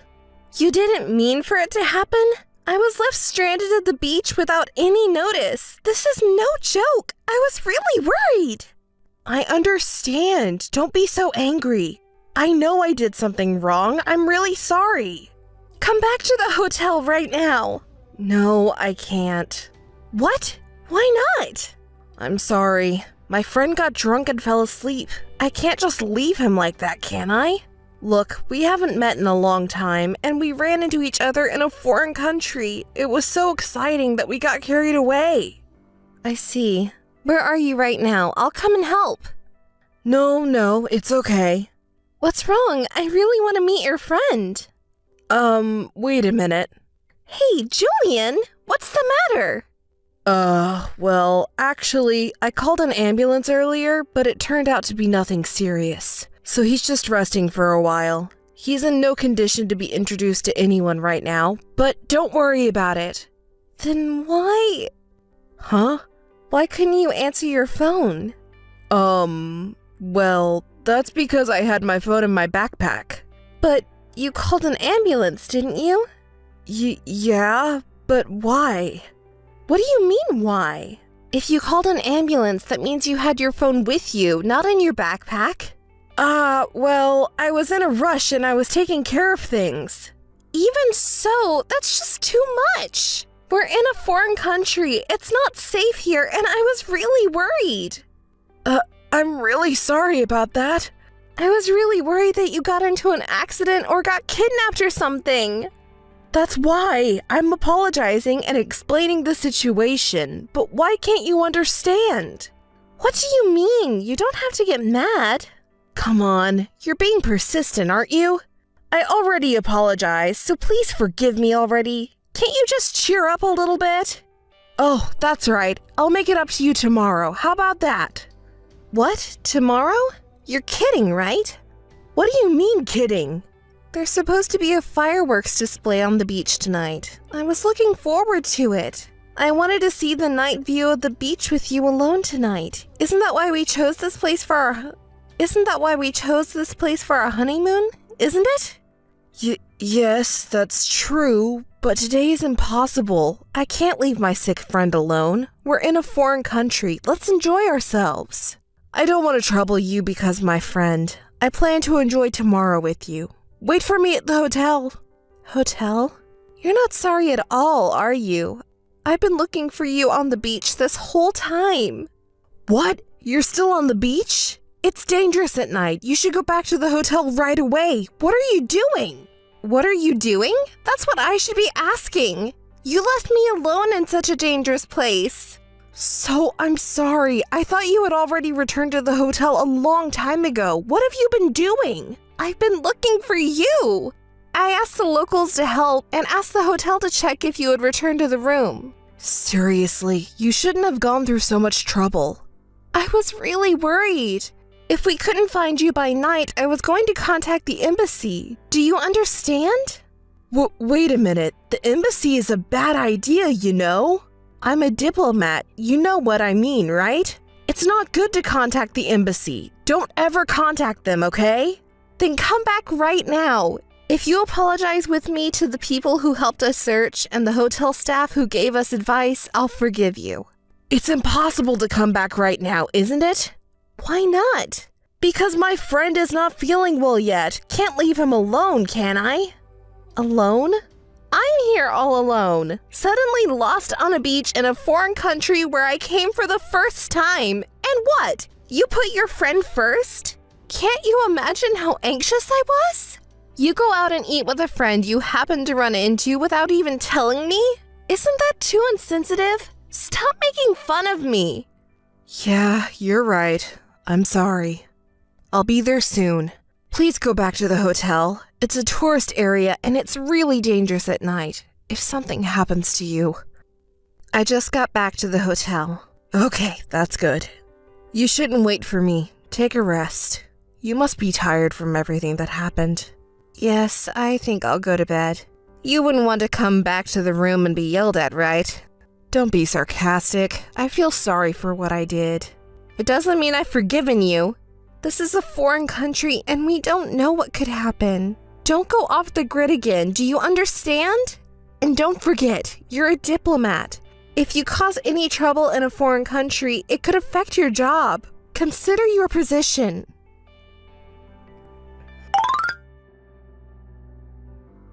Lena, good morning. Hey, Lena.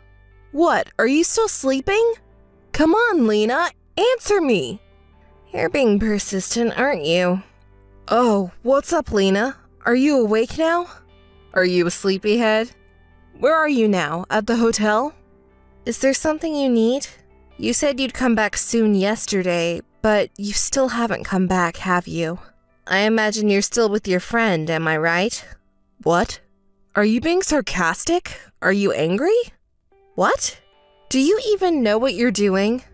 I'm sorry. First, I apologize. I'm really sorry. After that, my friend recovered quickly, so I was going to go back, but didn't you say you were going to bed? So we decided to have one last drink, and the next thing I know, it was the next day. I'm really sorry for it. Please forgive me, will you? Are you still with that friend? No, that's not it. I mean, he's here, but not really. Where are you right now? What about that? Where are you right now? Are you at the hotel? I'll come join you now. So where are you?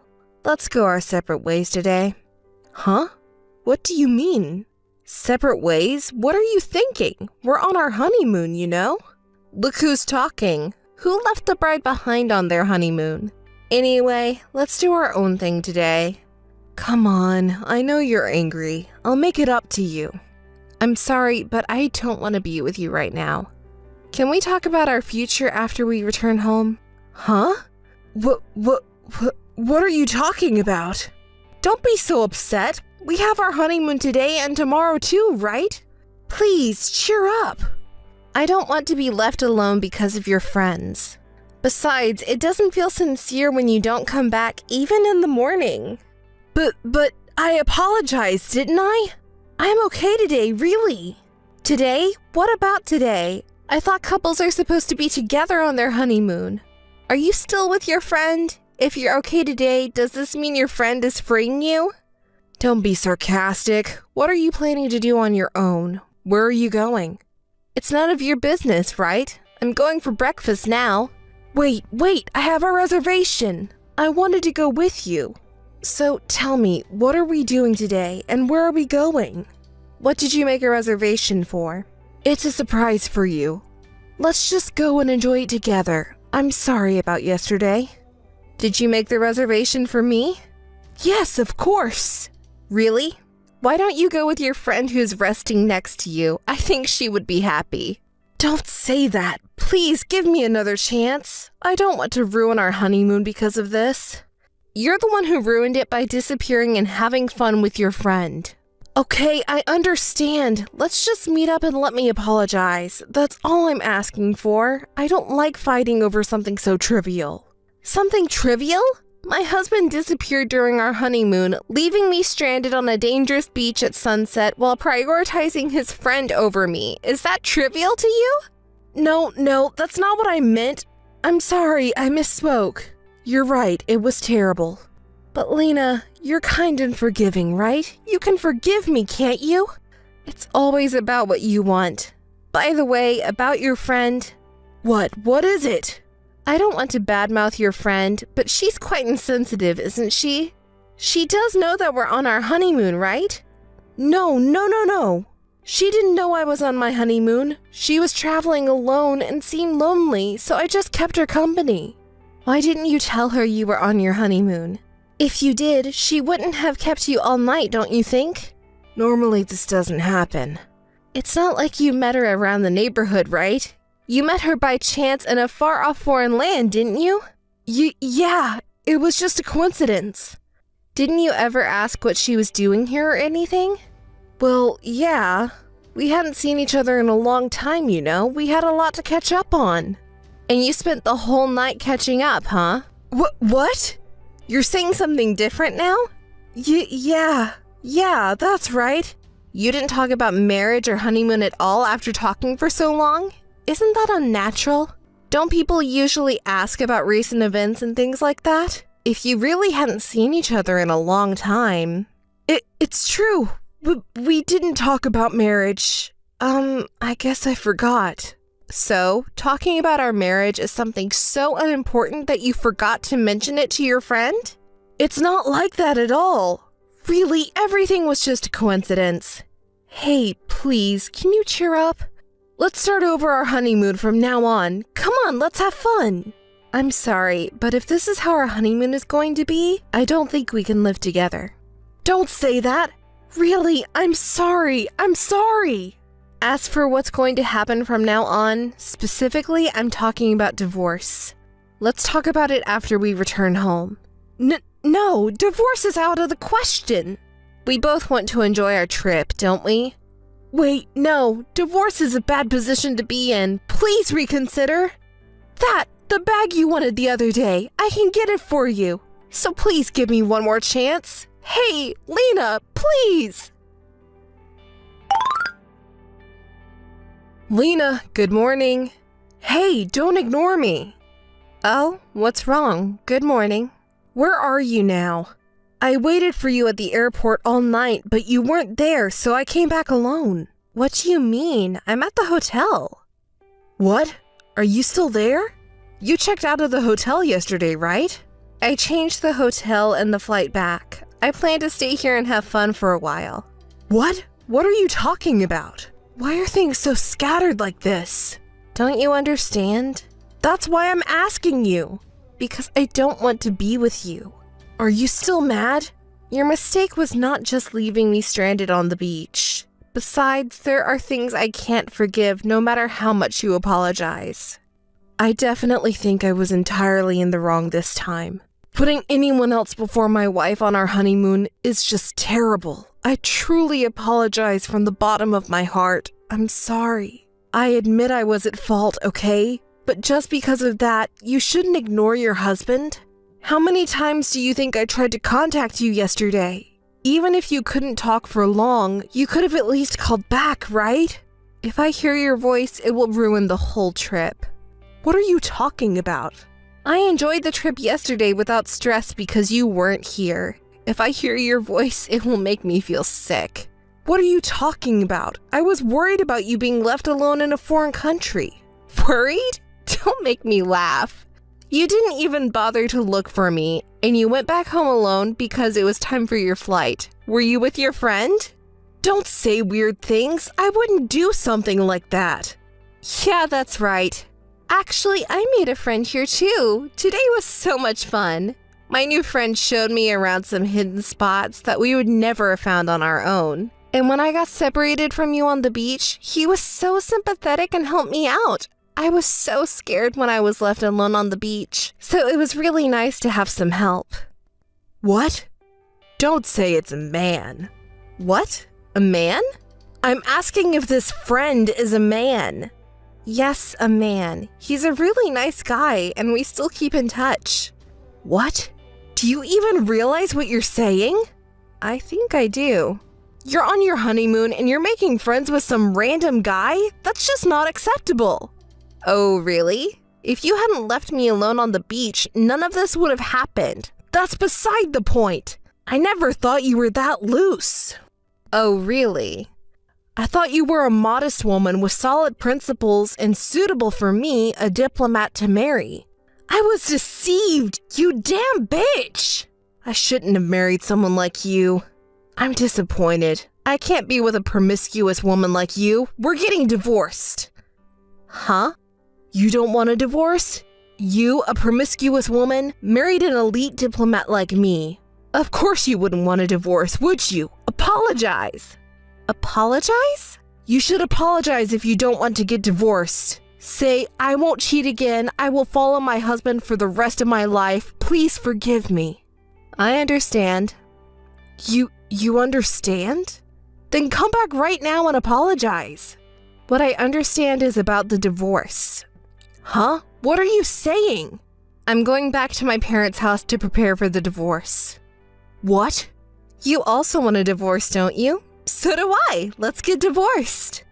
You promiscuous bitch. How dare you talk back to me? You could marry an elite like me and still speak with such disrespectful mouth. Promiscuous women are really lightheaded, aren't they? I'll make you regret this so much that you'll want to die. It's been a while. Yeah, has it been about a week? Have you already returned home? Of course, I sent the divorce papers. Oh, I received them. I will submit it after I sign. Oh, you're so kind. Please go ahead. Also, I'm going to demand compensation. Compensation? You're going to demand that from me? Of course! You were playing around with a local man while we were on our honeymoon. You strayed from your husband. You better be prepared for a large amount. You say funny things. Sure, go ahead and demand it. I think it'll be interesting to see what happens. What kind of attitude is that? Are you mocking me?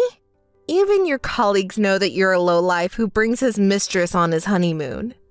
What? Where's the evidence? It's all your imagination, isn't it?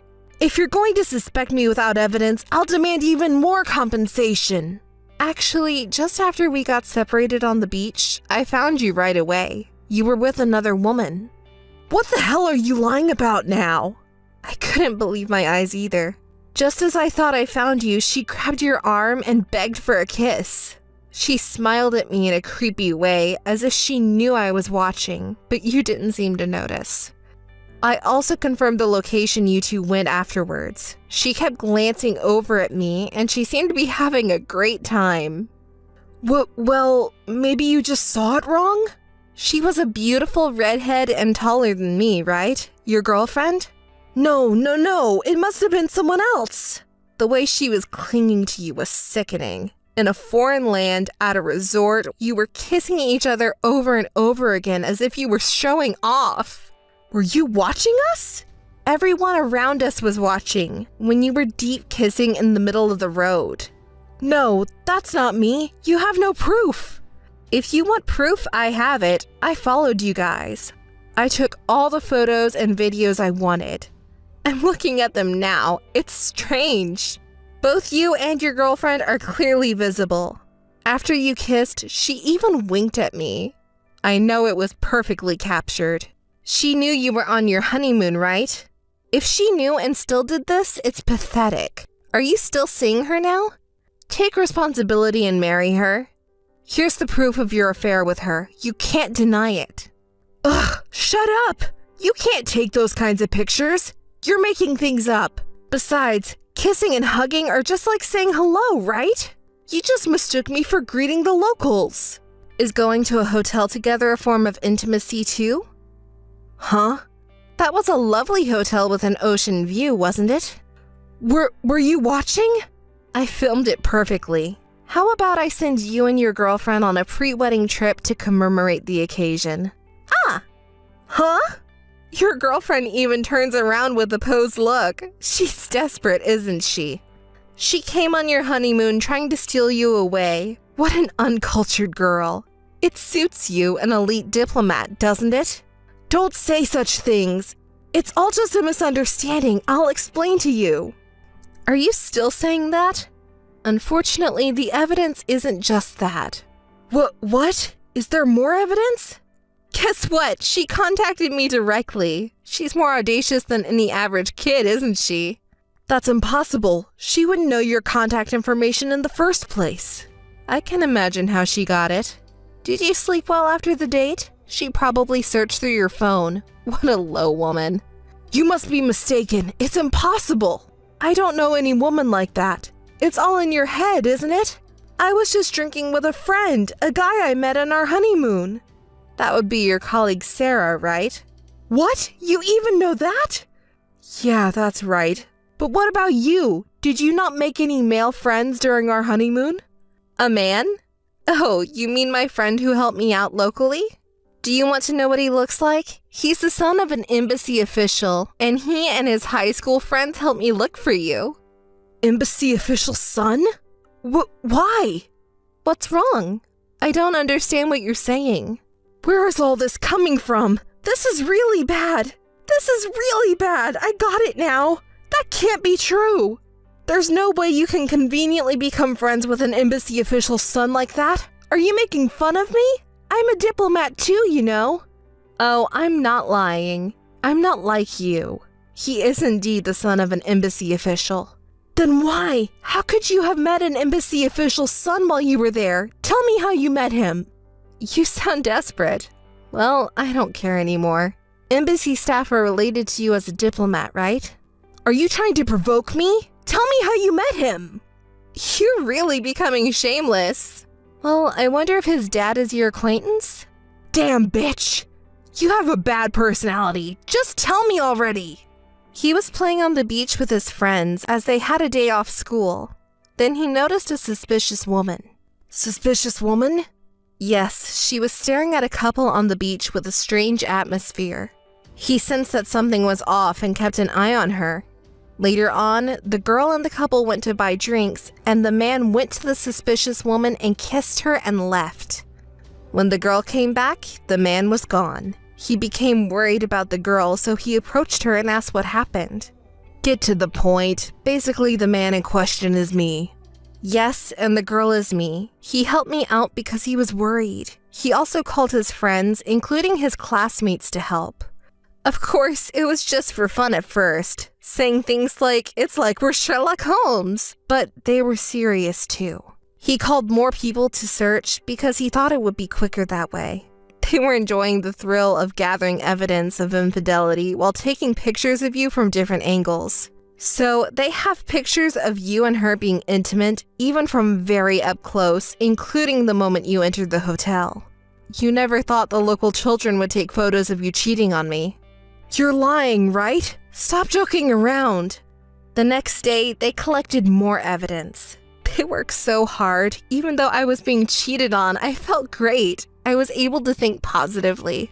That night, the day you didn't come back, I treated everyone to ice cream because we had collected a lot of evidence. They even reported everything to his parents, who are embassy staff. After that, the son of the embassy staff showed us around to make at least some good memories. Of course, with his friends too. It wasn't the suspicious relationship you were thinking of. It was really fun. They were so warm and cheered me up. Our marriage was a failure and our honeymoon was the worst. But if it weren't for this, I wouldn't have met them, right? Thinking about it, maybe getting married was a good thing. Don't mess around. You're only talking nonsense about your selfishness. Do you still have the energy to talk back? Shall we wrap this up? All of this evidence. Did you think I wouldn't do anything with the photos and videos of your infidelity? What did you do? I sent everything to your parents. Seriously? You went that far? My life is over. It's not over yet. Don't give up so easily. What? Did you do something else? His father, who is a staff member at the embassy, told the ambassador everything about this incident. Did you know? The ambassador is a devoted husband who loves his wife so much. He showed me how the ambassador got angry and shouted, "Leaving a woman alone in a foreign country is unacceptable. What will you do if she gets into an accident or any trouble? Moreover, committing adultery, this is an unacceptable behavior for a diplomat." He shouted with such a loud voice that his father was surprised. Of course, you know about the ambassador, right? Please forgive me. I truly regret what I did. I'm really sorry. It's quite effective, isn't it? So, let's make up. I'll cancel the divorce papers, and I want the ambassador to know that this whole thing was just an act between us. Please, I beg you. I'm going to sue you for emotional damages, the expenses of the honeymoon, and the wedding ceremony. Please pay them off completely. Wait a minute. Please. I'm really sorry. So, please reconsider the divorce. Let's explain everything to the ambassador. I'm going to hire a lawyer recommended by the ambassador. He's very capable, so be prepared. And please, never contact me again. Hey, don't be so unreasonable. Lena, please, forgive me. It's been a month since then. We got married and divorced in just a month. I've been through a lot, but I'm glad I did this. I told the embassy sons that we got divorced, and they were happy to hear that too. They said, "We're going there for a graduation trip, so let's have a party." It's a celebration of cutting ties with the worst man. He was really warm and kind. I want to marry someone like him next time. As for my ex-husband, Julian, there was a complaint from the embassy about his behavior, and people around him gave him the cold shoulder. Of course, the cheating woman from the same workplace too. But they were initially defiant, and I thought they were shameless. Well, it couldn't last long like that. And they were called in by their boss, who said, "I can't see any signs of remorse, and I don't think there will be any promotions in the future." It became hard for them to stay there, and they resigned together. On the day of their resignation, something interesting happened. They had a big fight shouting at each other at the entrance and exit of their workplace. The lawyer that the ambassador introduced me to was even better than I imagined. I can get a lot more compensation than I thought. Julian will have trouble paying for a while. It's his own fault, isn't it? Well then, I have to forget about these people quickly and live positively. First, I'll delete all their contact information. Before I do, I'll send them a quick message. When you hurt someone, it comes back to you. It was a good lesson, wasn't it?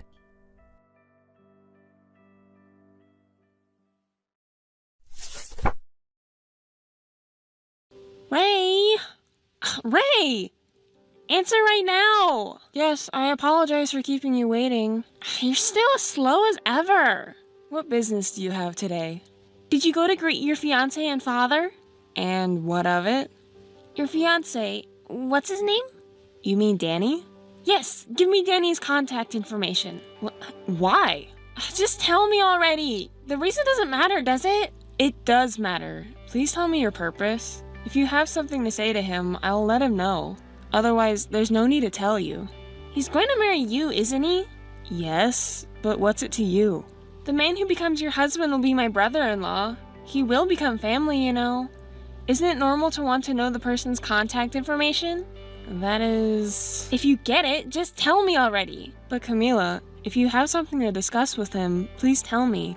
I apologize, but I cannot tell you his contact information. Ugh, it's so frustrating!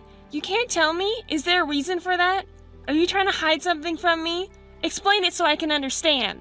Camila, you always have to be above me, don't you? Well, it's natural, isn't it? I'm the older sister. You're the younger sister. It's been that way since we were little. You always took away my favorite toys. No matter how hard I tried, you never acknowledged me. You always complained about everything I did. So what? What does that have to do with anything? Right now, I'm asking you to give me your fiancé's contact information. I don't want to hear your old stories. So, I refuse. Because I don't want him to be treated the way I was. I don't want you to meet him if possible. Don't make me laugh so much. Complaining about toys being taken away, being treated like a child. I just want to know what kind of person is going to be your husband.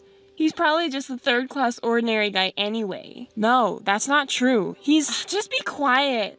I know he's a worthless man for choosing you as his partner.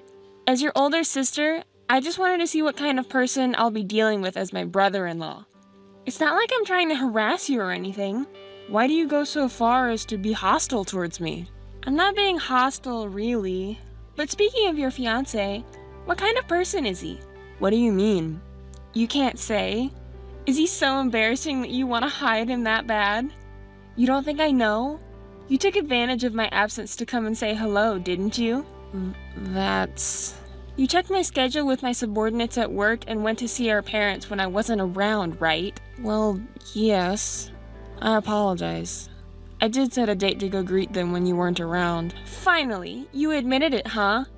I was actually at home that day because my plans changed.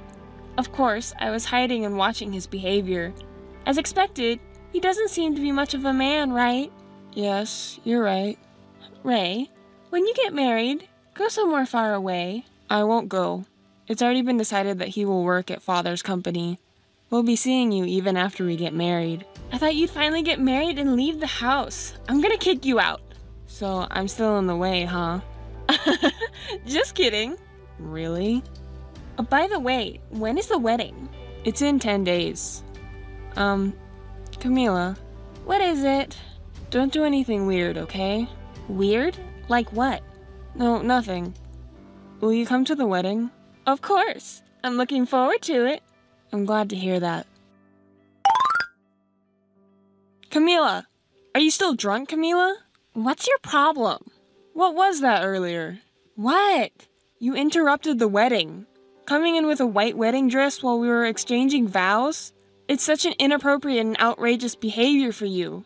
And on top of that, you were drunk. Oh, come on. I'm sorry, okay? Are you still drunk?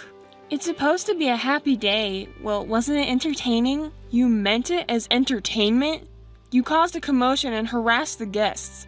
In the end, you were kicked out of the venue by Father, right? Were you trying to ruin the wedding? Father was furious. Mother was laughing, though. She understood it was just entertainment, right? But no one else was laughing. Not even relatives or friends. Not even our father. Father? That's not good. I was just trying to liven things up, you know. So true. It was like a rehearsal for my own wedding. I mean, I should be getting married soon too, right? I was just thinking what kind of dress to wear at my own wedding in a fancy venue, and I got so excited thinking about it. That's why you acted that way. I'm sorry for my behavior. You're my sister, so you'll forgive me, right? Rehearsal, you say? No matter what your intentions were, Father was furious. Even if you're his daughter, he said he couldn't forgive you. Father wouldn't really be that angry with me. After all, I'm the one who's going to inherit his company as his real daughter. It has nothing to do with you, a complete stranger who was abandoned as a baby. Yes, it's true that I was abandoned as a child. We're not blood related. But Father and Mother, who raised me with love as their own, are my family. You can think that way as much as you want. In reality, it's me who shares the blood connection. I'm the only one. You're just a spare for when something happens to me. Yes, I don't care if I'm your replacement, but I won't forgive your behavior at the wedding. What difference does it make if you don't forgive me? I don't care about you at all. Just do your best so you won't be abandoned by your fiancé. What do you mean? If he works for Father and leaves you, you will have no relationship with our family. You got married and left home, so of course, right? What? What do I have to do for you to recognize me as family? I've been trying so hard all this time. Your efforts are worthless. It's something commoners do. Just do your best not to be abandoned, okay? Camila! You're so noisy. Do you need something? What are you thinking? Whatever I'm thinking is none of your business. Don't interfere. It's not just my business. Are you trying to seduce my husband? Please stop. I'm going to tell Father. What are you saying now? Did your husband say something? He didn't say anything. He knows his place. Then how do you know? Are you just trying to pick a fight? It's not a false accusation. He was unusually drunk last night, sleeping on the sofa. He kept mumbling in his sleep. So what? It's your husband sleep-talking. It's none of my concern. I don't have time for this. I couldn't hear what he was saying, but sometimes he said Camila. Maybe he has a mistress with that name? Cheating right after getting married? How daring. It's not like that. Even if he were in trouble, he wouldn't say anything to me. But I knew there was something, so I checked his work bag. My.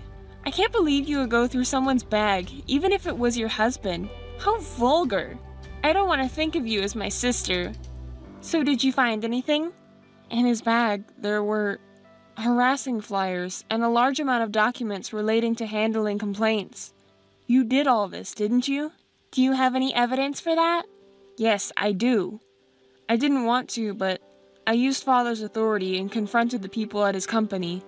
They admitted that Camila's subordinates were responsible for the harassing flyers and the vicious emails of complaints.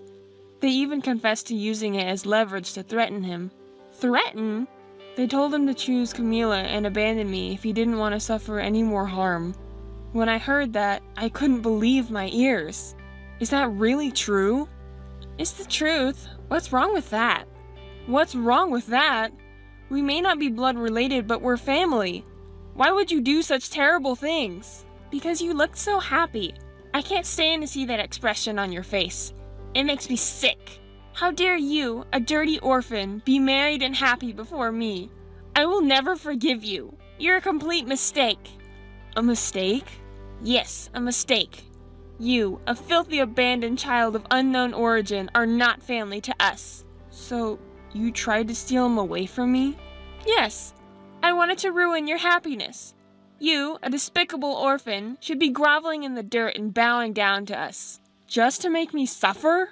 Tormenting him for such a stupid reason. I can't believe it. I despise you. Say whatever you want. If you would just disappear from my sight, I wouldn't have to waste any more time on you. Disappear? Quit your job and go away somewhere far away. That man, too. So that's what you want. That's what I'm considering too ever since the wedding. Yes, clever for you. I don't like it, but I can't bear to see him continue to break down. I apologize to Father, but if that stops your harassment... Is that so? So when? When will you quit your job and go somewhere far away? With this, the next president of the company will be decided as me. My wish has finally come true, hasn't it? I couldn't be happier. Do you really hate me that much, Camila? Despite all my efforts to please you since we were children, why do you hate me so much? Well, you see, it's because you're more talented than me. The next president of the company is me. That's already been decided. I can't have someone who's more capable than me getting in my way. So, I want you to go somewhere unknown. I've never liked you, the way you excel at everything. I used to be a real crybaby. I knew I couldn't get in the way of Father or you. It's the result of my constant efforts. You have always been talented since childhood, excelling in both academics and sports. But if you don't work hard without relying on talent, you will lose to someone who has worked hard. Don't speak so arrogantly. I'm the one who stands at the top. I'm the only daughter of a major conglomerate's chairman, you know. I'm guaranteed a position without even trying. Effort is something only poor people do. I've always hated how you worked hard and received praise from Father and Mother. It just makes me furious. I understand. I don't know what Father will say, but I will quit the company and move away. I will cut ties with you. Oh, really? I'm glad. So when are you moving? Within this month. Even without you, I'll grow the company on my own. Just watch from afar somewhere. Ray, you still haven't moved yet? You're still as indecisive as ever. Moving requires a little more preparation. I'm currently in the process of finding a new place, so could you wait a little longer? By the way, I know it sounds crazy, but is it true that you're talking to a lawyer about me? Yes, I'm consulting with a lawyer about how my sister is harassing my husband. You shameless! It's absurd to talk to a third party about family issues. Don't you think it's more absurd to stalk your sister's husband? Turning to a lawyer because you can't solve the problem yourself? Sounds like something a stupid commoner would do. You're the worst. If you're going this far, I'll get even. Get even? I'll tell all my friends about it. I don't think that would be considered revenge. In fact, your insanity will just spread to everyone. Although I feel like everyone already knows. You're so annoying. I'm going to spread it around. You should be ashamed. Anyway, Ray. Yes, Camila? You're going to convince your husband. Convince him? For what? To go out with me, of course. What are you talking about? If that man doesn't obey me, I'm going to ruin your reputations. Are you okay with that? Feel free to do as you please. Is it okay to lose your reputation? The people at the company and our friends know us sisters well. You'll lose that calm soon enough. Oh, right. There's one more thing.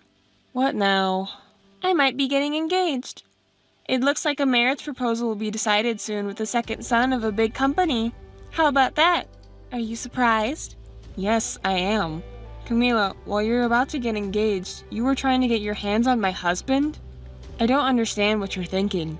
Of course. It's just another way to harass you. Now you lose your place. You're unbelievable. Do you think it's okay to cause trouble for those around you just to harass me? Of course it's okay. I come from a noble family and I'm an outstanding person. I can do whatever it takes to achieve my goals. Both you and your husband are foolish. You should know whose side to take when you think about it for a minute. Your husband is such a stupid man for not obeying me. Say whatever you want. If you don't change that attitude, you'll face the consequences. Oh, Ray! Long time no see. Camila, it's been 2 years, hasn't it?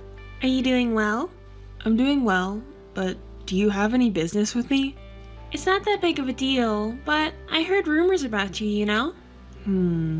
They say you and your husband started a company together. It's probably nothing special, but I was just curious about how things are going lately. As your older sister, I'm worried, you know? Be grateful. You don't need to worry about me, Camila. It's none of your business. The company is doing well. Is that all you wanted? If that's all, I'm busy, so excuse me. Wait a minute. Can't you believe that I'm actually worried about you? Thank you for your concern, Camila. Well then, that's all for now. I've been telling you to wait, haven't I? I asked about your recent updates, so you should ask about mine too. Honestly, you have no common sense. Yes. So Camila, how have things been for you lately? Are you talking about the company? Of course it's going well. Thanks to me, of course. And also, my engagement with the second son of a major corporation is going well too. Everything is going smoothly. My life has always been smooth, but lately it's been fantastic. It's going too well, almost scary. Is that so? Well, I'm glad to hear that. But it's strange, isn't it? What do you mean strange? I heard from Father that your company is in trouble. What? There's no way it's in trouble. Sure, the numbers might be down, but it's nothing I can't handle. It's impossible for our father's company to go under. That cannot happen. I'm more concerned about my wedding than the company. Oh, congratulations. I want to have the most luxurious celebrity wedding in the world. A wedding that'll make people all over the world jealous. Should I rent out a first-class hotel? Or maybe a luxurious cruise ship? Or how about renting a private jet to transport the guests? Invite all relatives and friends and have a lively party. Hey, don't you think it's wonderful? It's impossible. What? What did you just say? I said it's impossible. Who are you talking to like that? What do you mean it's impossible? No guests will come. What are you talking about? How would you know something like that? Don't you understand, Camila? Of course I don't understand, because that's impossible. Camila, everyone, relatives and friends, they all hate you. Even when you contact them, they don't get back to you, do they? Come to think of it, they don't reply. Why is that? What did I do? It's because of your disgraceful behavior at my wedding 2 years ago. That's the reason.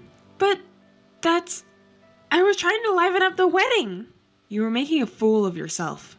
Everyone knows it was harassment towards me.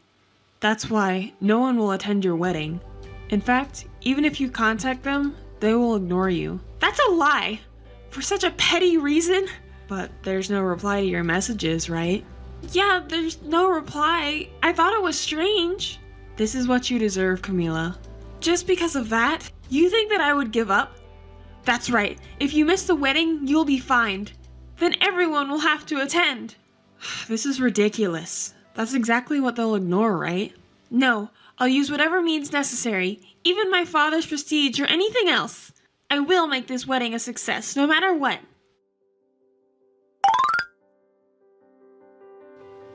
Ray! Ray! Where are you right now? What are you doing? I'm working at the office. What? Office? Don't you know today is the wedding day? Oh, today was the day, huh? Congratulations. Well then, excuse me. Wait! I didn't ask for just a superficial greeting like that. Why? Why aren't you at the wedding? I invited you, didn't I? I was invited, but I didn't say I would go. Do you think such absurd logic would be acceptable? I've rented out a luxury hotel. I paid a fortune. Do you really think you can refuse the invitation and get away with it? There will be a fine. Pay the fine. We didn't make that promise. I'll make sure you pay. If you refuse, I'll consult with a lawyer. Why? How could this be? I invited 200 people and no one showed up. Father or mother, relatives or friends. Not even people from work. What's going on? You must have planned this. I didn't plan anything, but I know why no one showed up. Shall I tell you, Camila? No. I don't need to hear it from you. I'll figure it out myself. Fine then. I'll take my leave. Wait, please. Explain it to me. I can't accept that father and mother didn't come. Well, then I'll tell you. Mother didn't come because father was really mad at her. Why? Mother is such a nice person. Mother was convenient for you, wasn't she, Camila? What? Don't speak ill of my mother. Mother doted on you. You know how they say silly kids are cute? Mother showed extreme affection towards you, her real daughter, who was ignorant and naive. It's only natural for a mother to love her own child, right? But the way she took care of you was beyond that. Parents normally scold their children when they do something or cause trouble for others. But somehow, Mother didn't do anything at all. It seemed like she had abandoned discipline and education. In a way, you could be seen as a victim. I don't understand what you're saying at all. Stop speaking ill of my mother. Do you remember what happened when you caused the assault incident? What does that matter? Mother did everything she could to cover it up. Yes, that's why Mother tried to bribe the police. It got leaked to the media. Do you know how much Father and the company executives had to clean up your mess?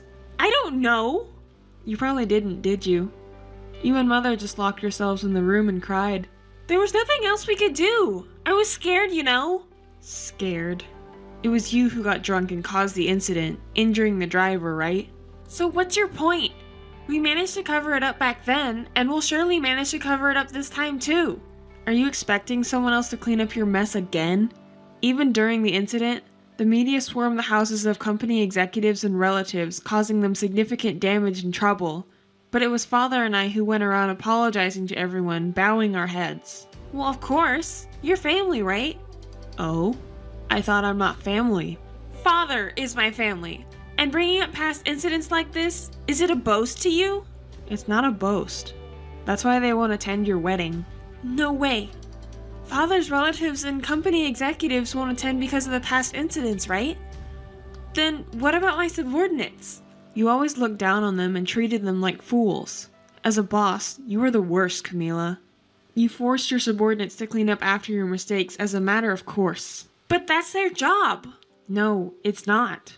They were working overtime to cover for you in addition to their regular duties, you know? And yet, you didn't even reflect on your actions and kept going out drinking, right? Anyone would be angry. It's only natural for them to abandon you. That's not true. So what about my friends? They should come, right? Face reality, Camila. None of them will come. Why? Why not? Your friends from the past are all grown up now. They have families and are working seriously. Do you remember what you said to them? I don't remember saying anything horrible. You said, "You live in a tiny house and have a poor life." What's wrong with that? It's a fact, and I didn't say anything wrong. Think about how they would feel if they were told that. They felt insulted and said they can't associate with you anymore. No one will come today. But even if that was true, it's strange that no one's coming. We invited a lot of relatives and friends from the groom's side, too. I told you, didn't I? No one is coming. But why? I hear the groom is similar to you. Similar? How so? Acting high and mighty and doing whatever he pleases. That's not true. That's why guests from the groom's side aren't coming either. Family, relatives, everyone. That's a lie. Besides, what do you know about the groom? I heard it from Father. That's right! Father! Where is Father? Father should definitely come. Our father is not coming either. He knows all about your actions up until now. That's not true! It's true. Even though he knew, because you're his own daughter, he was protecting you. But he said he has reached his limit. It's a lie. There's no way Father would abandon me, right? Lies. It's all lies. To be abandoned by both mother and father, hated by relatives and friends. Did you not notice until it came to this? I've always wondered why I couldn't contact anyone. Finally, you figured it out, huh? Everyone has blocked you, Camila. I don't understand. Why would anyone block me? Oh, I see. I get it now. It's you, isn't it? Are you saying it's my fault? The only one who hasn't blocked me is you because you're the mastermind behind it all. Oh, that. I thought I would finally say what I wanted to say before cutting ties with you. I don't like being pushed around. Camila, I am happy, unlike you. The small company we started together as a couple is doing well, with more business partners coming in. It's thanks to the support of Father and relatives. Why? How could this happen? I'm the one who's been through so much. Why is it just you that's happy? It's your own fault. Maybe you should learn a thing or two about social behavior and how to interact with people despite your pride and stubbornness due to your age. Anyway, this is the last straw. We're not family, so I'll be blocking your contact information. Don't you dare talk to me like that! Goodbye. It seems that nobody attended my sister's wedding, and it's become a hilarious anecdote. Despite my repeated warnings, my sister's attitude didn't improve at all, and she was eventually ousted from her position as the CEO and even kicked out of the company. It seems that the groom's parents' company didn't accept my sister and her husband either, and now they both work as day laborers. As for me, the company my husband and I started together is doing incredibly well, and we've even established a partnership with my father's company. We're launching a new business too. I enjoy working every day so much. I'll give it my best today too.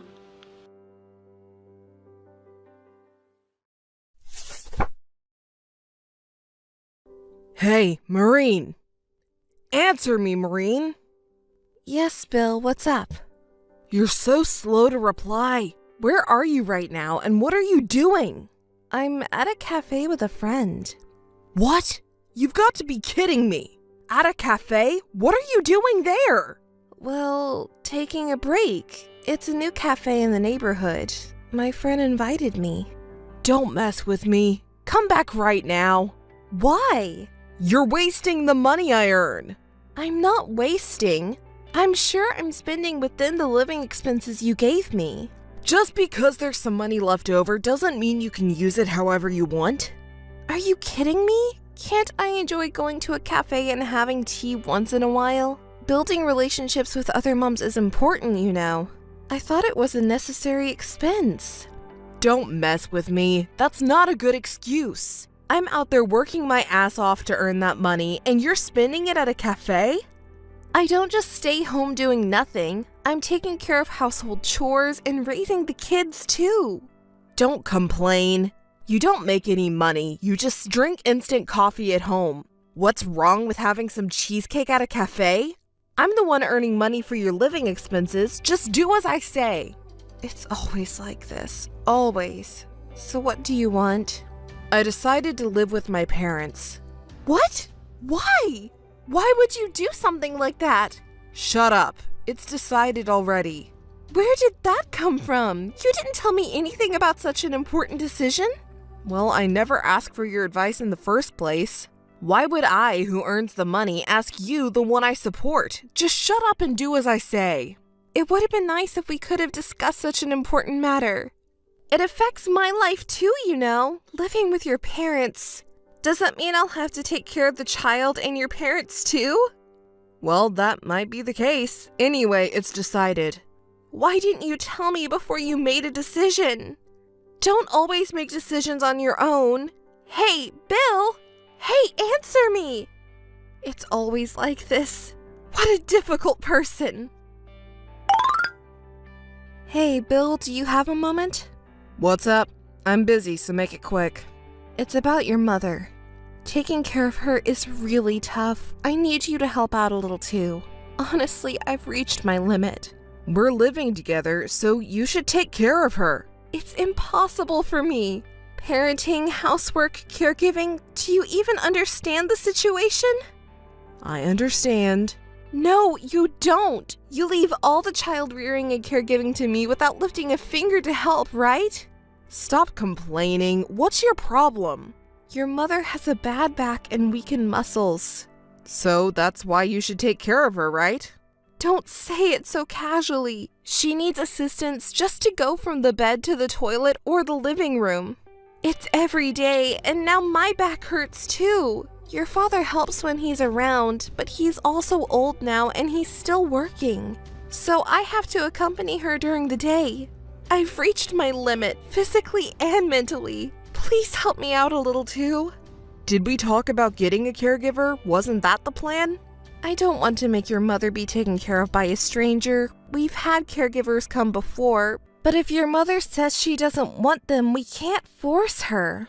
So your father and I have been taking care of her by ourselves. I'm at my limit. Could you at least try to convince your mother to accept a caregiver? Do you think I don't understand that? What do you mean? It's because of this situation that we ended up living together, you know. You knew about it? Well, it wouldn't hurt if you could help a little. I work and make money. Housework and caregiving is the wife's job, you know. Can't you even handle that much when you're being supported? You accepted living together knowing this would happen, right? So what? It's fine. I won't oppose your decision. But at least on your days off or after work, can you help with caregiving? No, that's impossible. It will affect my work. Have you seen me taking time off recently? I have a huge workload and I have to work on holidays. You didn't even take parental leave. Can't you take caregiver leave? Shall I try asking the company for help? Don't do something embarrassing. Even if you say that, your father is taking care of your mother while working, right? You're younger and stronger, so I want you to help. My father wants to do it, right? Not because he wants to, he's doing it because he has no choice. Please, just help a little bit. I can't. You married into my family, so can't you understand and accept it? It would be nice if you could at least consider it. Oh, I'm busy with work. Gotta go. Wait! We're not done talking yet. It's always about your convenience. Bill, it's urgent. Your mother collapsed and was taken to the emergency room. I need you to come to the hospital right away. What? I'm in the middle of work right now. Can't you handle it over there? The doctor says she's in critical condition. It's an emergency. Please leave work and come right away. What? My mother? That can't be true. She was just talking fine the other day. Are you serious? Can you come right away? Well, no, I can't. What? It's a matter of life and death. If you miss this opportunity, you may never be able to talk to her again. Please, I'm begging you. If I explain the situation, your boss will understand. It's your own parents' life that's at risk. Just a moment. I'll try asking. I'm sorry, it's still a no. Give up. Give up? Even though your own mother may die, and yet you prioritize work? It's not right as a human being. I didn't intend to marry someone like that. Try leaving early and see if I get fired. Fired? That's impossible. Your own parent is in critical condition. If you explain it properly, they will understand, right? If it's better for me or your father to talk to the company... No. If I do that, I'll lose my job. My company is quite exploitive in some ways. What will my boss say? How are we gonna live if I lose my job? My father can't support us all. Is there really a risk of being fired for such a reason? I don't know much about your company, but anyway, please come to the hospital. It's the last chance to talk to your mother. Yeah. There's no time to hesitate or think. Even if you can't leave work early, please come straight to the hospital without working overtime, okay? Please, I'm begging you. Hey, Bill. It's already 7 o'clock. What are you doing? Work is supposed to be until 6, right? You should be arriving soon, right? Bill, where are you now? When are you planning to arrive here? There's no response. I'm getting worried. Oh well, I'll try contacting the company directly. I know you wouldn't like it, but if your family appeals, they might approve your leave. I'll try negotiating. When I called the company, they said you've already left. What's going on? Where are you right now? If you've already left, that means you're on your way here, right? I'll wait a little longer. Hurry up! Bill!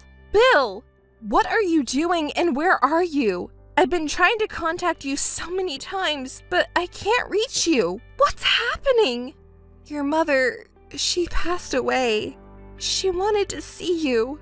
Your father and our son were there when she passed away. We all said goodbye to her. Even if you're busy with work, how could you not come at a time like this? It's not too late even now. Please, I'm begging you, come to the hospital.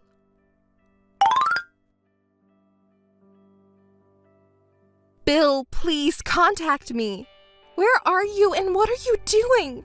We've been waiting at the hospital since your mother passed away. It's been 3 hours already. Please, Bill. We can't stay at the hospital any longer. We have to go back for now. Your father is very tired, and there are preparations for the funeral as well. There's been a lot going on. I'm tired too. Our son has fallen asleep as well. I just got home now. I was hoping maybe you would be here. But you're not at home either? Where could you have gone? In such a difficult time, not being able to see your own parent before their death. Could it be? Bill, did you get into an accident or something and that's why you can't contact me? It's unnatural that you don't call me when your own mother passed away. Is there a reason you can't contact me? Did you rush to the hospital because I urged you and then had an accident on the way? Oh, what should I do? Not just my mother-in-law, but you too, Bill. It's already dawn. I can't stop imagining the worst. I'm worried. I'm so tired. I'll rest for a bit. Bill, please be safe. Bill, I still can't reach you. Your mother's funeral is over. Something must have happened, right, Bill? I can't do anything because I can't reach you. Your father is in shock and weak, and he's taking all the time off work. There's a lot to do. I'll contact you again once things settle down. Please stay safe. Hey, Maureen! Oh, it's Bill. What do you want now? What do I want, you say? Explain what's going on. Shut up. I have nothing to explain to you. Did you say shut up? There's plenty for you to explain. First of all, what happened to my family's house? Why is it now an empty lot? And where the hell are you and our son? What about my parents, my mother and father? Are you so busy you forgot your mother's funeral? Your mother passed away. Right. I tried to take a day off for my mother's funeral, but a sudden meeting came up and my request was denied. Oh, I see. That's how it is. Never mind my mother, but where the hell are you guys? You don't even bother to tell your husband your whereabouts? We're not family, and I have no obligation to answer you. What? Is that how you talk to your husband? Don't make me laugh. You're the one who's joking. You didn't even bother to attend your own mother's funeral, frolicking around with some other woman like you're having the time of your life, without any word for a year. Don't you dare call yourself a husband now. Who do you think you are? You have no shame. What are you talking about? What the hell are you talking about? What's with the pretending? I know all about it, so don't bother. I have no idea what you're talking about, so explain it. Fine, I'll tell you. It was that day 1 year ago, on the day of my mother-in-law's funeral. I was really worried about you and your father. I thought you might have had an accident on the way to the hospital. After the funeral, when things had settled down a bit, I contacted your company and talked to your boss. Talk to my boss? Don't go sticking your nose in things. I was worried at that time. I talked to your boss and I was surprised. They said you were at work every day and there was no noticeable change. They said you were going to call me back from your cell phone and that you refused to use the company's phone. Well, of course. Then why didn't you call me back? Do you have any idea how worried I was and how many times I called you? I sent you a message saying I can't come back due to a sudden business trip. Wasn't that enough? Just that one message? And it was a month after your mother's funeral. Do you think that's convincing? That's because I was busy with work. It wasn't just a business trip. A housewife like you wouldn't understand anything about work. What a bunch of lies. Your behavior was clearly suspicious. What are you talking about? When your parent falls ill and they're in critical condition, no matter how busy you are, you come to the hospital. Yet you didn't even bother to contact me. In the end, not only did you not see them while she was alive, you weren't even at your mother's funeral? Well, You weren't in any accidents or troubles, and you've been going to work as usual. I discussed it with your father and decided to request an investigation. What? What do you mean by investigation? He happened to know someone who specializes in conducting background investigations, like a detective or something. It was convenient, so I asked that person for help. What? What are you doing?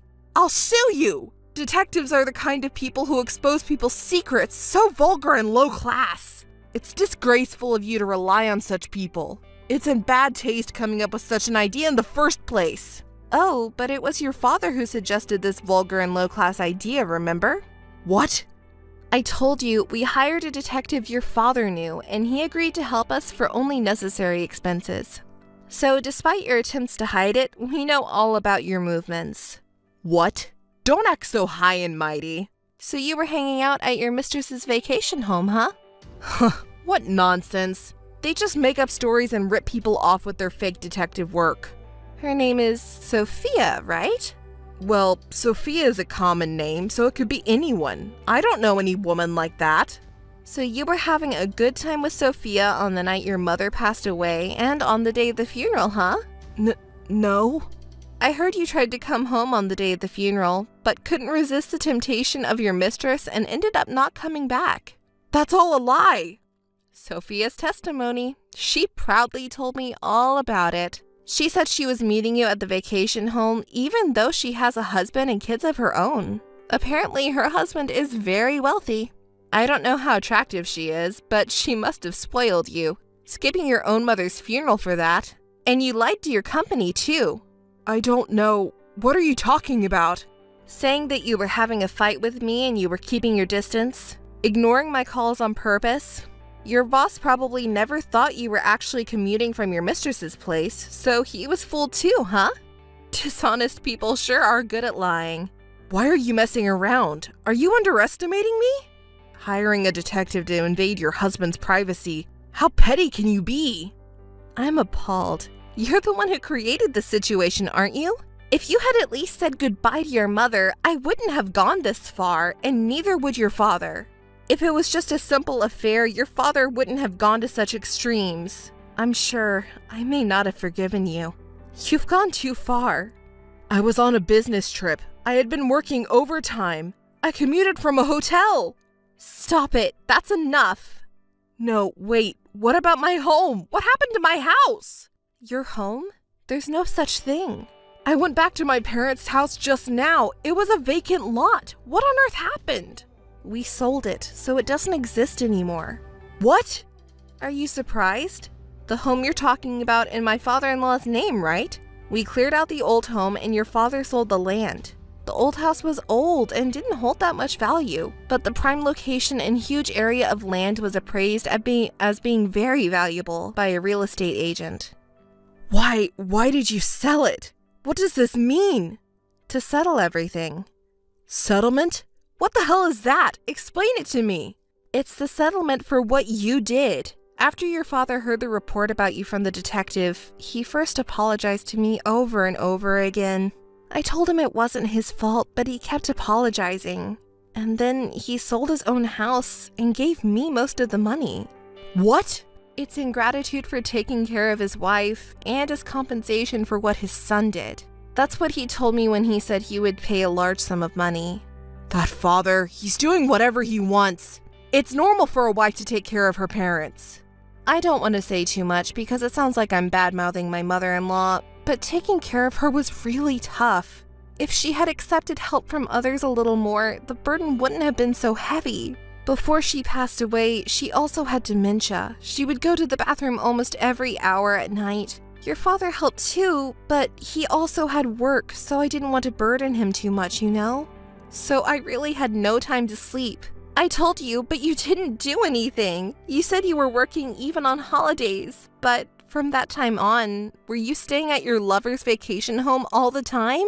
Enough already. Where did he go? Who are you talking about? Obviously, I'm talking about my dad. Tell me, you know where he is, right? He said he was cutting ties with his son and moved to a new place. I also moved out with the money my father gave me. I'm living happily with my son. We won't meet ever again. Tell me, where are you and my father? We promised each other not to tell anyone where we are. Our whereabouts is a secret. A secret? Are you kidding me? Enough. Just let me see my son. Technically, we're still married, and as a father, I have a right to see him. Are you serious? How funny. Have you forgotten what you did? What? What did I do? Could it be? 1 month after your mother's funeral, on the day you sent me the only message I received from you. Do you remember? Oh, I replied properly. As a husband, as a family, it was only natural for me to do what I did. Do you remember my reply at the time? What was it? If you continue to neglect our family like this, we'll get a divorce, you know. And so I sent the divorce papers. Oh, come to think of it. Do you remember what you did? At first, it was meant to be a threat. Honestly, I thought if I sent the divorce papers, you would come back, so I sent them, but... Well, the fact that it was sent to my company's address made me angry too. It couldn't be helped since I didn't know where you were. At that time, I thought it was retaliation. Retaliation? Yes, it was retaliation. But you signed the divorce papers and sent them back, right? I submitted them to the city hall the next day. The divorce was finalized. You abandoned your position as a husband and father. At that moment, I completely lost my patience with you. When I reported it to your father, he seemed to share the same opinion. He decided to cut ties. Really? My father? What about my mother? If she were the kind mother I remember, she might forgive me. Perhaps it doesn't feel real because you didn't attend the funeral? Your mother passed away while you were playing around with your mistress. My mother, what have I done? I'm sorry, Mother, Father. Maureen, I apologize to you too. It's too late now. But you've been good to me all this time, haven't you? Please, I'm sorry. I apologize. I want you to forgive me. I really did something terrible to you, and to my father and mother too. I apologize and I want to remarry. I'm sorry, but I don't intend to forgive you. You did something you shouldn't have done. You try to behave modestly, but we can't go back. Be good to Sophia. Actually, I broke up with Sophia, so I've reflected on my actions. Please forgive me. I'm sorry for that. You felt bad for your family and went back home to find nothing. That's why you contacted me? Are you willing to remarry? Like I said before, I have no intention of forgiving you. Do you think you might change your mind? No, I don't. You're taking advantage of my modest attitude. If the divorce is finalized, I have no obligation to support you and our son. I'll make sure to get back the living expenses during that time. I haven't received any living expenses from you. Huh? Don't mess with me. My salary has been deposited every month. You've been using that money to live, right? No, I haven't received any money from your bank account since the divorce was finalized. You didn't bother to check on that until now? Your wealthy lover must have been indulging you in luxury, huh? I see now why you prioritized your lover over your mother's funeral. That doesn't matter. If we're getting divorced, there are plenty of things we can discuss. If you neglect this, you'll end up losing out. let's meet and talk once more. About child support and compensation. I don't need them. What? There's no way you don't need them, considering how much it costs to raise a child. I've received more than enough from your father. The amount you can get from selling your family's house is probably nothing compared to it. Or will it be enough to support our son? I've received more than you think. But more than that, I don't want to see you ever again. So that's it for us. Goodbye. Hey, wait. Don't contact me again. It's just a waste of time for both of us. I'm deleting your contact information. Since then, I haven't had any contact with him. Even if I wanted to, I couldn't because we don't know each other's whereabouts. I have a good relationship with my father-in-law. I hear about his well-being, and occasionally he meets our son. My father-in-law is a good person and smart too. He seems to be managing well with the help of people around him. He's crazy about his grandson and buys him lots of toys every time we meet. I'm happy about it. And about Bill, honestly, I don't care about him and don't want to know anything about him. But my father-in-law seems to be curious, so he had a detective investigate. The conclusion is quite funny. His mistress, was her name Sophia? Her husband found out and it turned into a big mess. Bill said he broke up with his mistress, but in reality, it seems he ran away. When the husband found out about her infidelity, he got furious. He was quite upset. He seems to be the president of a big company, and he can be scary when angry. He found out that Sophia was using the villa for Bill and spending money like water, and now it's turned into a legal issue. It seems the blame is being placed on Bill because Sophia can't take responsibility. So Bill fled to his parents' house and then came running back to me. Did he think he could get help from me? After neglecting our family for a whole year, he suddenly wants to come back because things got tough. That's too bad, isn't it? I can't help but laugh when I imagine him being chased by Sophia and her husband, and he's desperately running away. It's hilarious.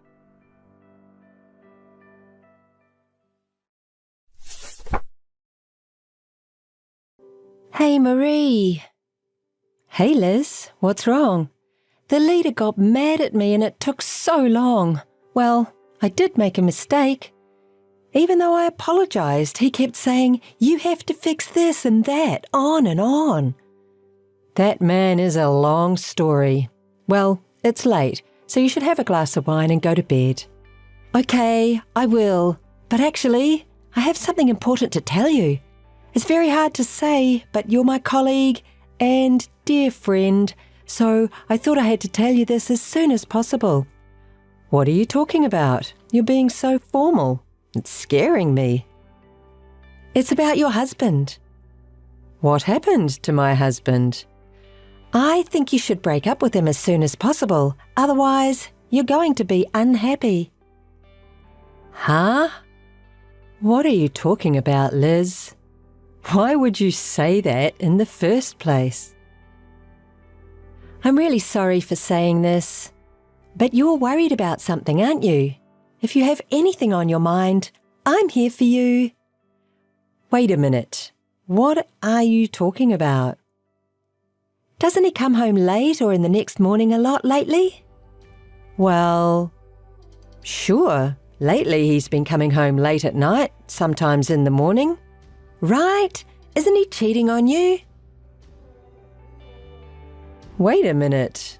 Don't assume. I'm saying this because the sooner you leave him, the better for you. I don't like telling you this. I can think of a few that come to mind. Right? If your relationship with him has cooled off, you should get a divorce as soon as possible. Sure. We've been married for 8 years, but we haven't had a decent conversation lately. When we first got married, we used to go out together. Marie, it's for your own good. Don't waste your time. Well, I'll talk to my husband. With your husband? Don't do that. Why? I have to talk to my husband. No, you can't. You'll just get in trouble. The divorce process seems to be harder than you think. I don't think getting into trouble like that is a good idea. Wait. Why are you so desperate? Well, that's because I'm worried about you. Just Get a quick divorce before things get ugly. I'm saying this for you. I don't want to say this to my friend.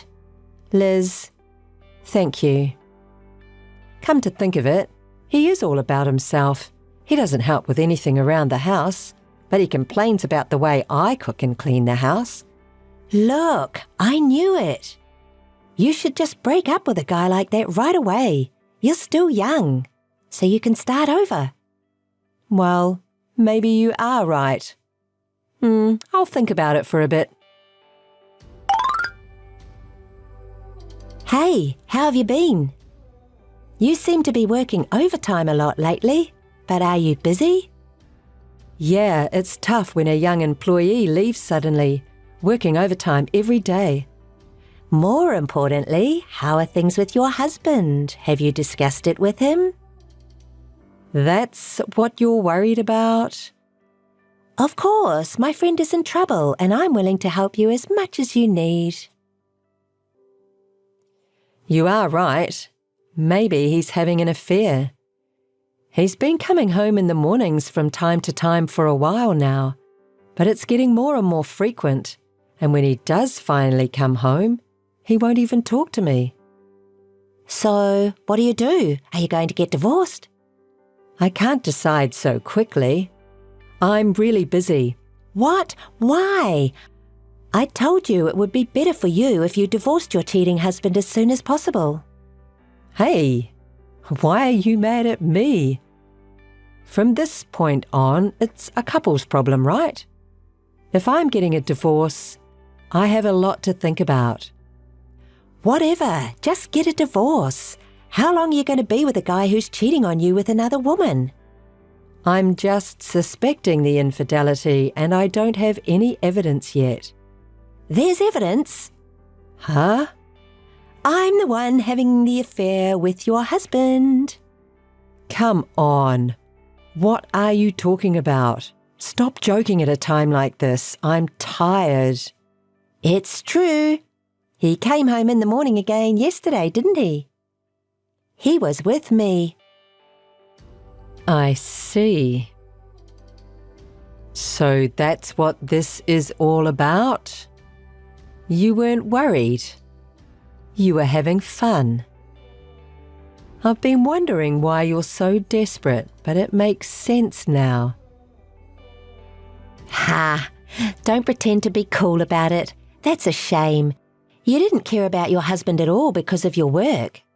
That's why it's so easy for a nice girl like me to take him away. Can I ask you a question? Why did you tell me about the affair? I wouldn't have known if you hadn't told me. Because I want you to divorce him right away. Alex said he would marry me if you get divorced. I can't believe it. You have a husband and children, don't you? What are you going to do? I'm going to break up with my husband. I don't care about my husband. If only I could take Alex from you. You are a terrible person.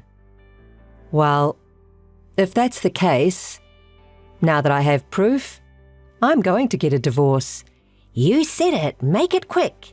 I won't forgive you if you ever change your mind. Our relationship is cold anyway, and I'm so tired of his sarcasm about all the housework. Should I thank you for your support? Thank you, Marie. Now Alex is mine. This is awesome. At this moment, I feel alive. This pleasure of taking away what others value, this sense of superiority. You're vulgar. Well, if I can leave a husband who cheats on me with his wife's co-worker, I'm happy to do it. But you'll have to pay me exactly what you owe me in alimony. Huh? What is alimony? I'll charge you and Alex. If you're not happy, get a lawyer so we can discuss this. And, of course, I'm going to tell your husband about this. Wait! Don't say a word to my husband. What are you talking about? How can you keep silent about such an important matter? Wait! There's a reason. Missed call. Are you listening? You don't have to tell him. Missed call. Missed call. Long time no see. You looked busy earlier. Can we talk a little? Are you doing well at work? Did you get promoted in your career? Liz, you're still the same. I can't imagine you being in front of the company you left. Well, I was so happy to see my former colleague and dear friend. Don't get me wrong.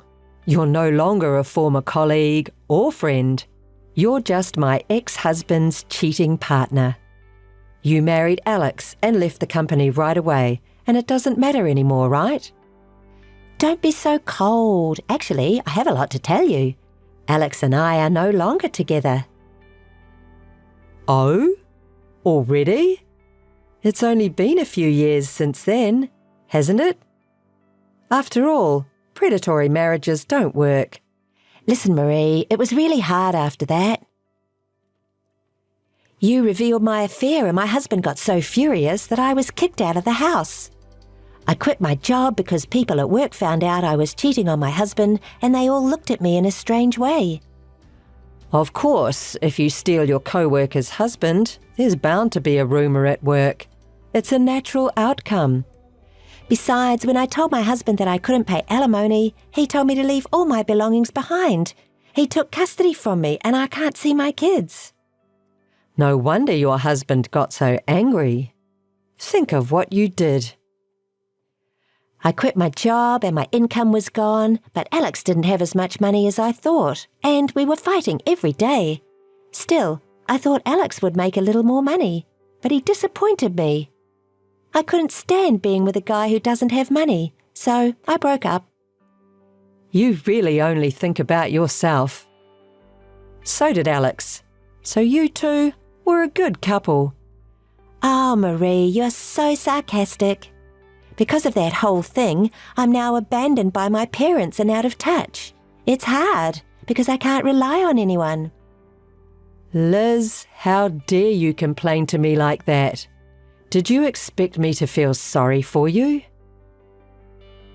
What? You don't feel sorry for me? No man and no money? I don't think so at all. You got what you deserved. But it was so nice to see you today. Life is about bad things followed by good things. Are you glad to see me? What do you mean? I saw the ring on your left ring finger. What's wrong with that? Isn't that a wedding ring? There's no way that's your ex-husband's ring. Did you get remarried? Oh, didn't you know? Of course I didn't know. You didn't tell me. When did you get remarried? What's he like? I got married 6 months ago. He's a very kind person. Ooh, I'm getting excited. I'm excited. I'll take it again. Marie's precious. Liz, what are you saying? Don't you get it, you fool? I'm saying I'm going to take away your new husband. When I got Alex from you, it felt so good. Give me another chance. You're my best friend. Wait a minute. Do you know who my husband is? I don't know. I'll take him from you, no matter what kind of man he is. There's never been a man who didn't fall for me. Right, then I won't say anything. Do what you want, if you can. Aha, is that a threat? I'm getting excited. I wonder if I get to see Marie's frustrated face this time. I'm sorry to interrupt your fun, but can you please pay my ex-husband's portion of the alimony as soon as possible? Huh? Such a thing. Wait till I get him from you and then he'll pay you handsomely. Right, you don't have any money.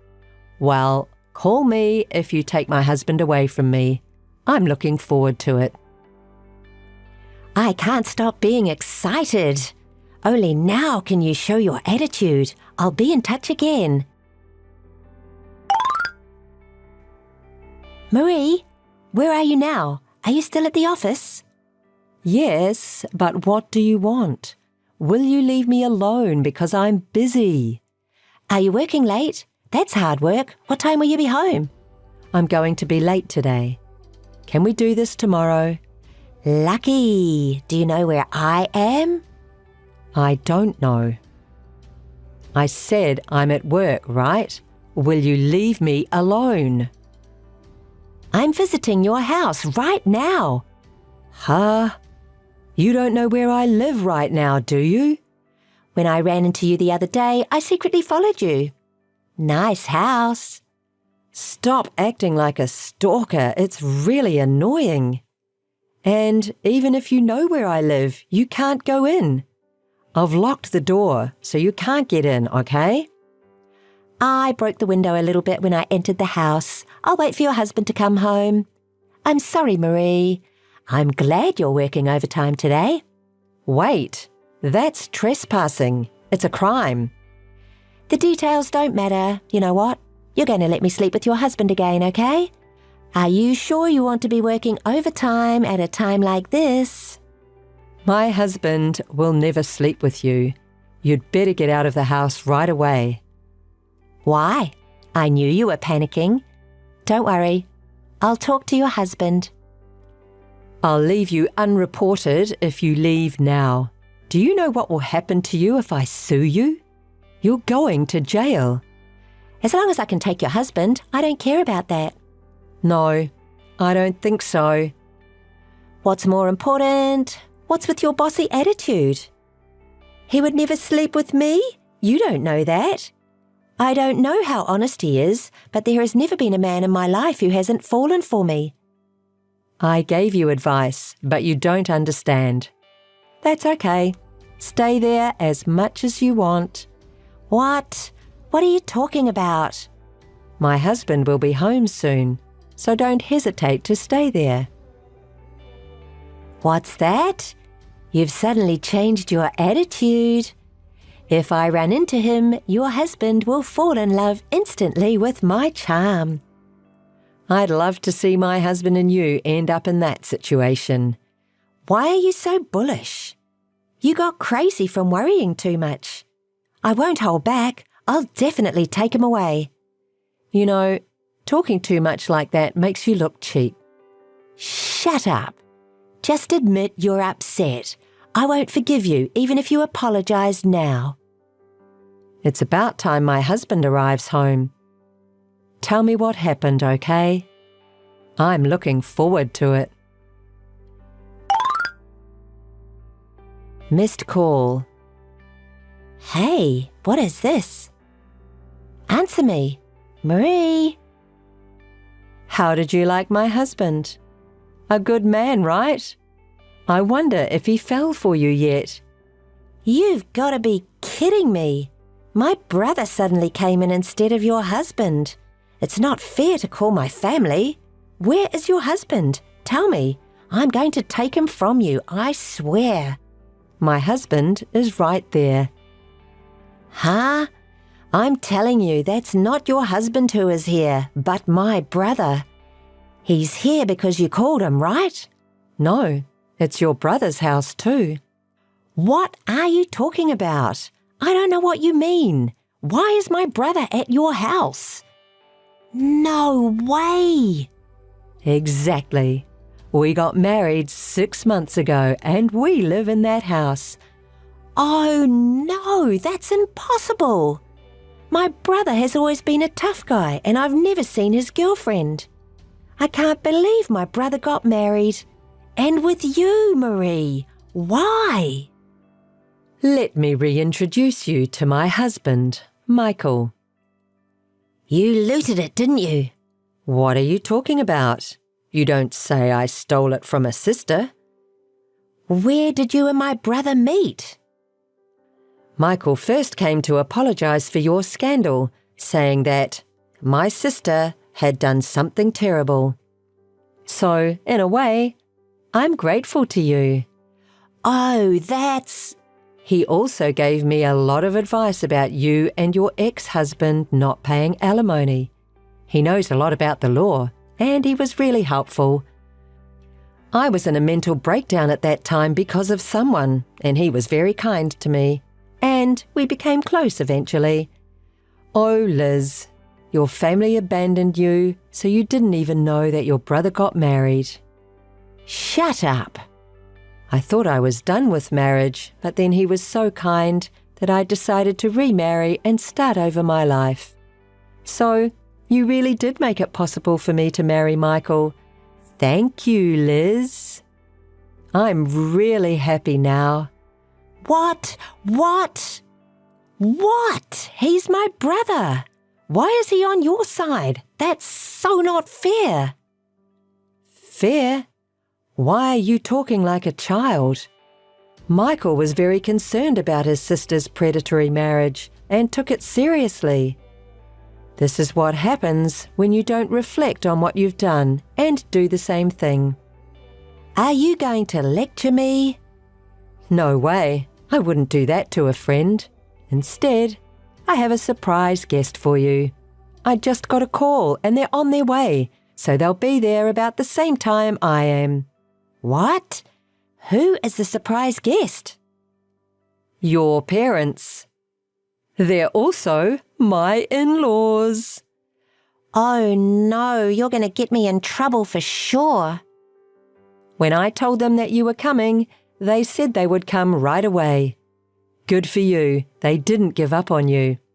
What are you thinking? This is going to be real bad. Can you stop now? I'm so sorry. Please forgive me, okay? Hey, Marie, you're my friend. It's too late.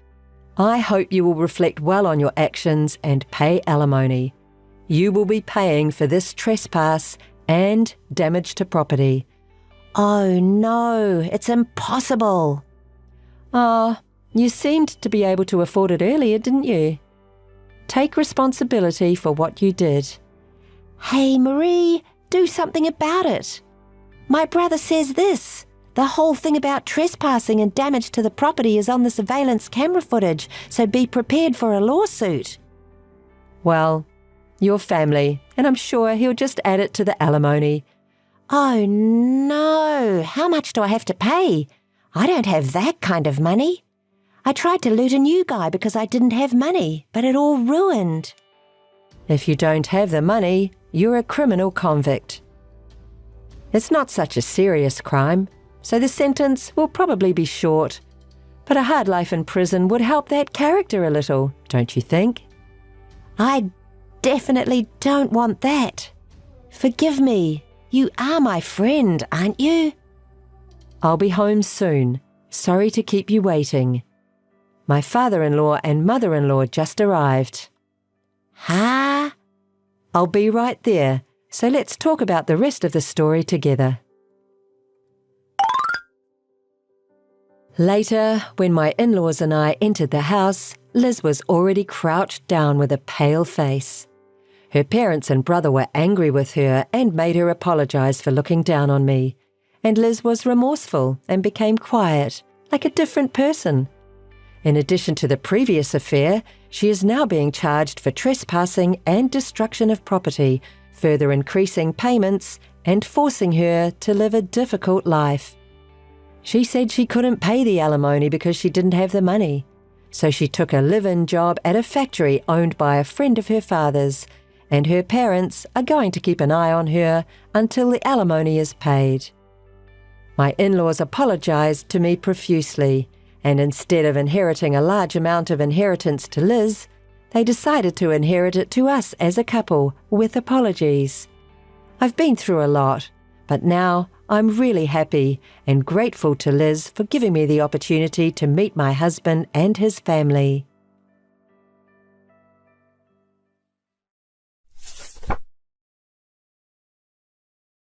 Hey Mia, you still at work? No, just finished right now. I was just about to leave. What's going on, big sis? I see, that's good. Well, how's it going with your boyfriend? The same old. Oh, but there's something I have to tell you. What's going on?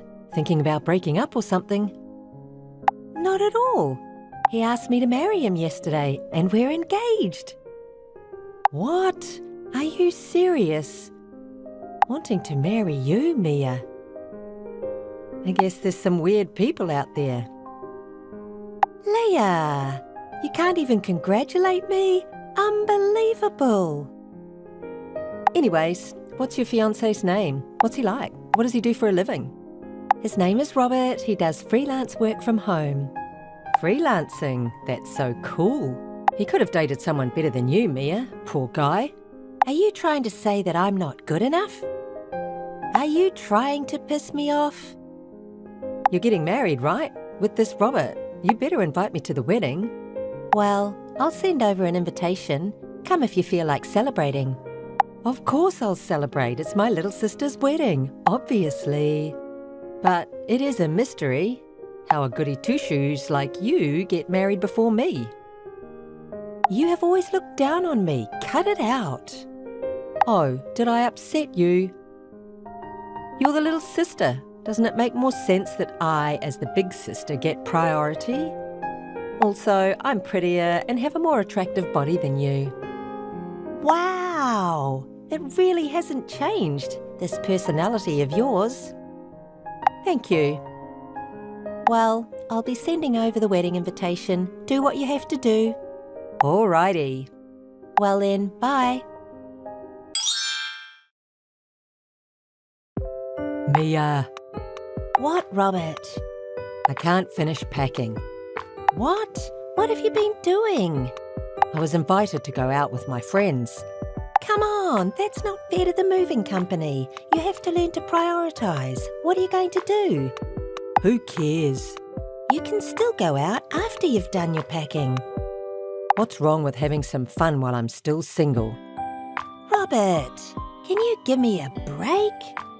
Didn't you cancel a meeting with the wedding planner because you had plans to hang out with your friends? Marriage, moving in, our wedding, and now packing. Can you take it more seriously? Ugh, you're so annoying. Stop nagging me. Let me enjoy the little time I have left of my single life. Let me do what I want to do on my own time. Why are you getting mad at me? Whatever. We have to finish packing, so let's stop fighting. I'll head over right now to help. Yeah, just come over and help. By the way, who are you going to ask for the speech at the wedding? I'm having trouble deciding, but I think I'm going to ask a friend from work. Someone from the office? Yes. How about your older sister? What? Why my sister? Robert, you haven't even met her. Actually, your sister contacted me. What? She got my contact information from your parents. Oh, I see. I'm sorry. That's out of nowhere. There's no reason for you to apologise. Well, it was a surprise at first, but it's no big deal. Thank you. Well, what did she say? She was really happy about you getting married. That she's always given you a hard time and wants me to take good care of you. I see. She seems like a good sister. If you say so. So, why don't you ask her to give the speech? It's better than a co-worker from the office, don't you think? I guess. I mean, it is the first time you have suggested anything about the wedding. I think I'll ask her. See, I am taking it seriously. I'm glad to hear that. So, let's ask your sister. Okay, I'll do that. Mia, it's finally your wedding tomorrow. Nervous? Yeah, I'm a little nervous that my life might change completely, but I'm excited for the wedding. If I was having a wedding, it'd be at a resort or a cute chapel. Have the wedding with just the two of us and take a bunch of pictures. I mean, I want to show it off to everyone on social media. Well, that sounds like you.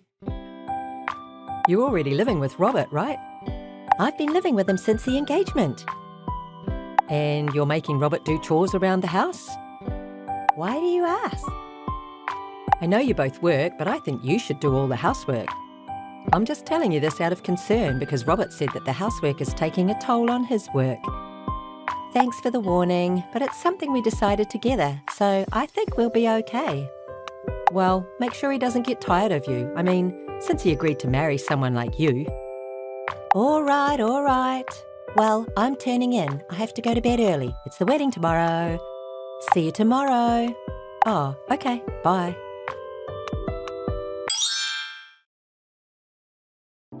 I'm sorry, Mia. What's going on? I can't make it to your wedding. What? Why? The truth is, Robert and I are eloping, and we've decided to get married at a resort. I'm so sorry. What? Are you serious? I'm serious. Thank you, big sis. Huh?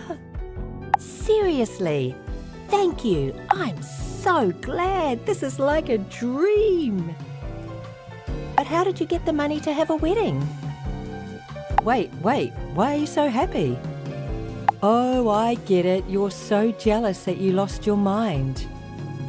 No, not at all. I'm genuinely happy because I knew you guys were having an affair.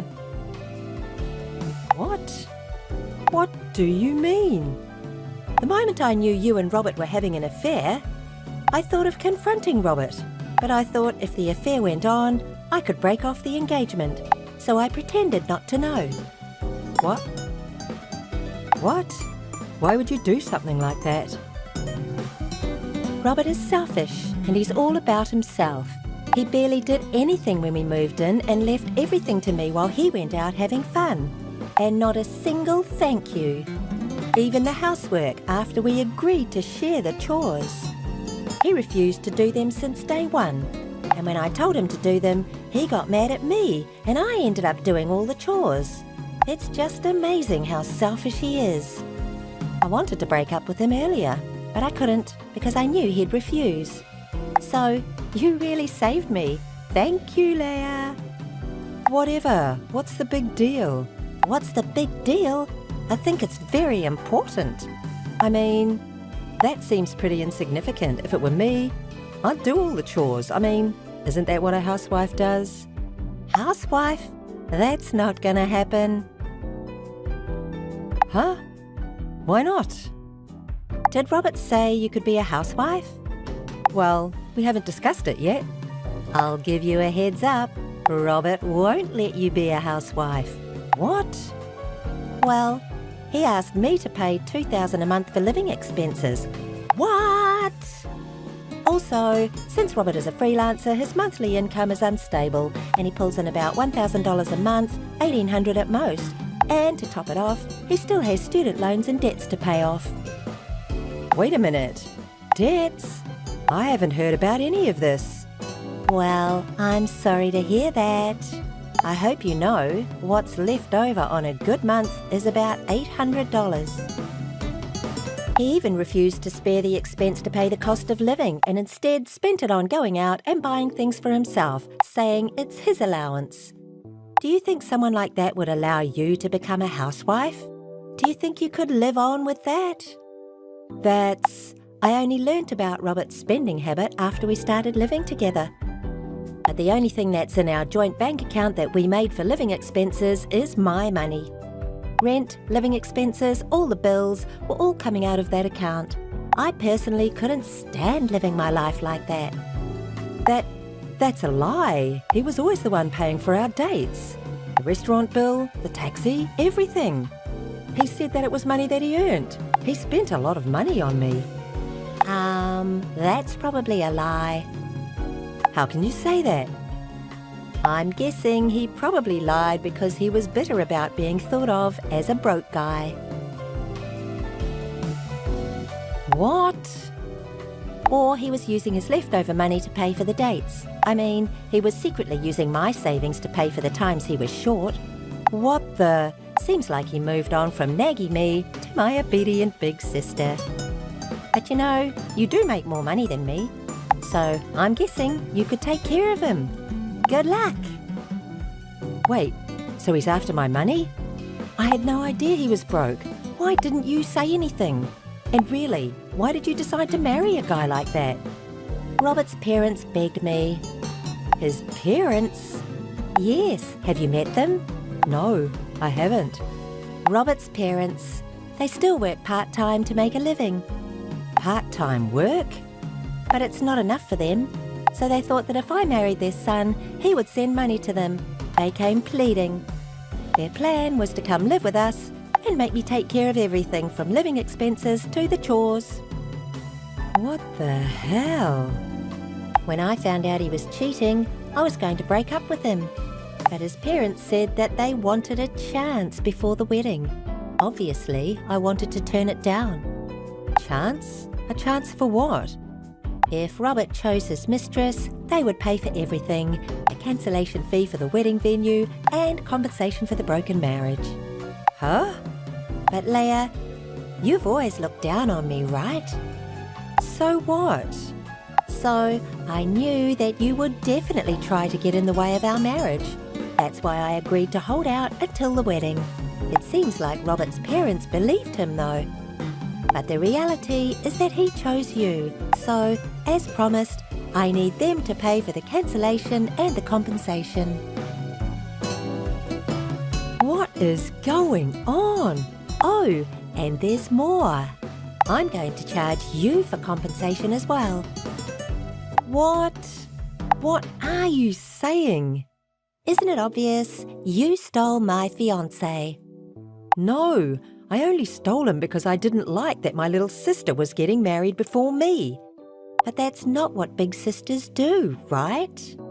If you really consider me as family, let's go to the lawyer's office right now. But you did too, tricking your own sister. Trick? You made me get a defective product. Wow, a defective product. I'm going to return this debtor. No thanks, no need to return him. I'll still be requesting that compensation, just so you know. Wait a minute, Mia. Well, best of luck. Mia, hold on. Mia. Mia. Mia. Oh, Robert, what's up? Mia, I was so wrong. Ah, that's new. You are capable of apologising. This is no time to joke. What's the matter? I told you before, remember? About my parents? Yes, I remember. With their old age, it's hard for the two of them to live off a part-time salary. So let's have the wedding like we planned. Then me, you, my parents, the four of us can live together. I love you so much. Oh, I see. Yes, so let's start over, the two of us. Absolutely not. Huh? Definitely not. I never want to get involved with you again. Wait. What? But hey, a broken engagement doesn't look good for either of us. Think about all the invited guests. There's people from your office. Huh? Invited guests? There aren't any. What? None? No one showed up. What? What do you mean? What I mean is, no guests were invited, and the food for the wedding wasn't even arranged. I thought that this would happen, so I told the guests the situation beforehand and told them not to come. What? How? To everyone? Of course, everyone. Apologies, I had to explain the situation about you and my sister. Hold on. There was a possibility I would have showed up to the wedding. There wasn't. Huh? So, let me ask you, do you know where the wedding venue is? That's at... See, and really, the only time you came to a wedding planning meeting was that one time for your tuxedo fitting. Plus, the store you got the fitting from was different from the wedding venue. Knowing you and my sister, I definitely knew you wouldn't show up to the wedding. See, my prediction was spot on, right? I'm sorry. I'm really sorry. I'll never cheat on you again. I'll do the chores around the house. I'll even contribute to our living expenses. Please, forgive me. Please. Too little, too late.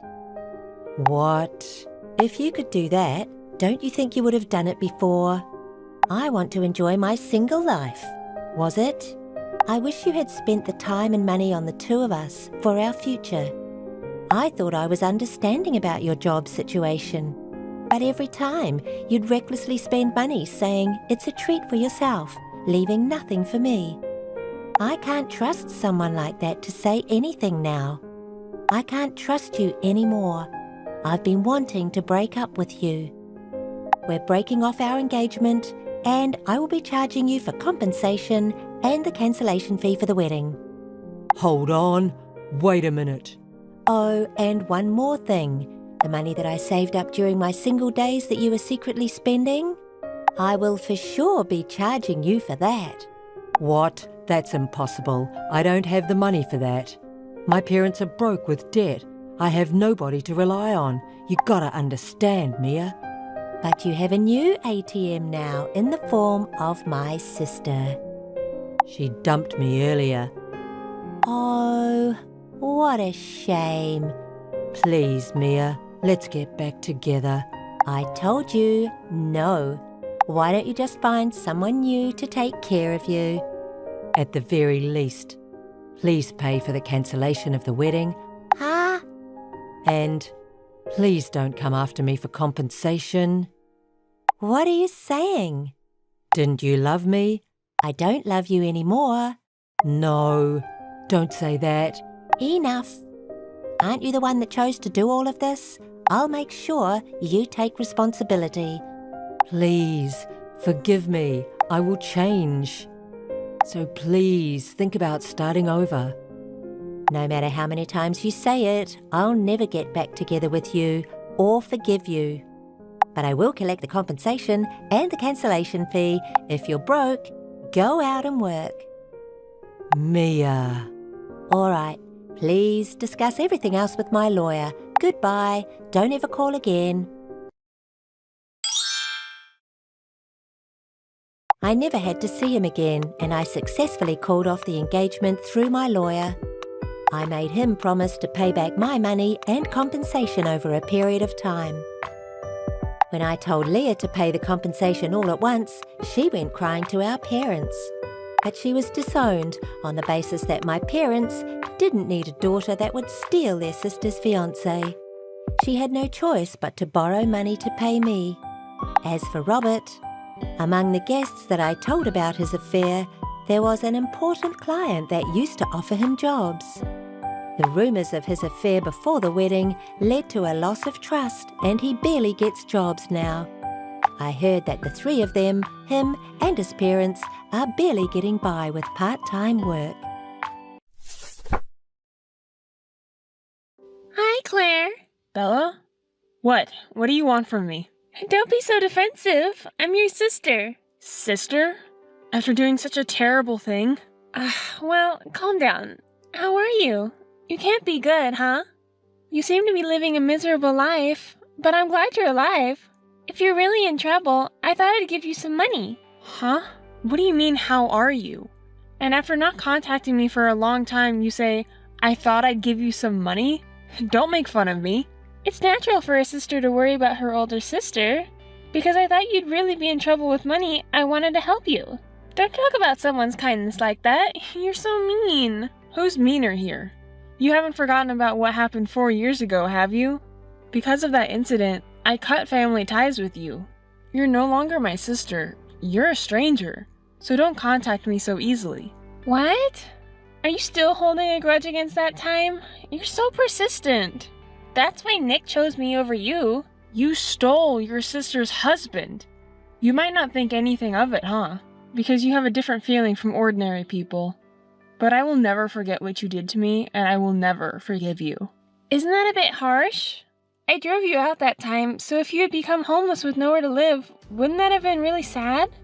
That's why I contacted you like this. And if you're in trouble, I even offered to give you money. I rather want you to be grateful for having such a kind sister. Kind sister?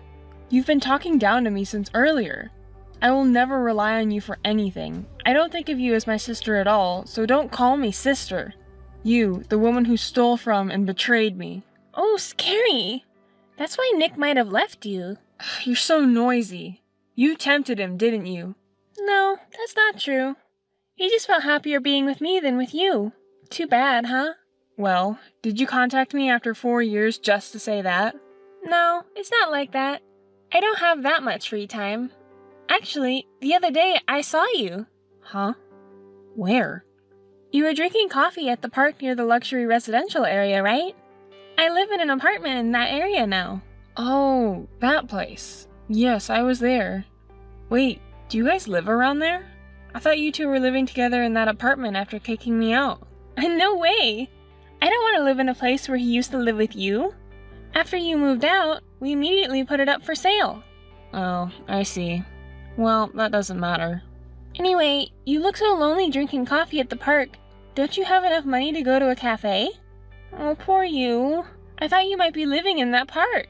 It was really tough after being kicked out by you guys, especially because I had nowhere to live. I felt sorry for suddenly kicking you out like that, but what could I do? He said he wanted to be with me as soon as possible. So, for your cute little sister, you had no choice but to endure it. Cute little sister? You guys have no idea about the hardships I've been through. Having my little sister steal my husband and my place to live, it was really the worst time in my life, mentally and emotionally. Well, it's easy to imagine. Losing your beloved husband and your place to live can really bring you down to the bottom of your life. Compared to that, I'm the winner having everything, unlike you. I'm really sorry. You don't sound like you're feeling sorry at all.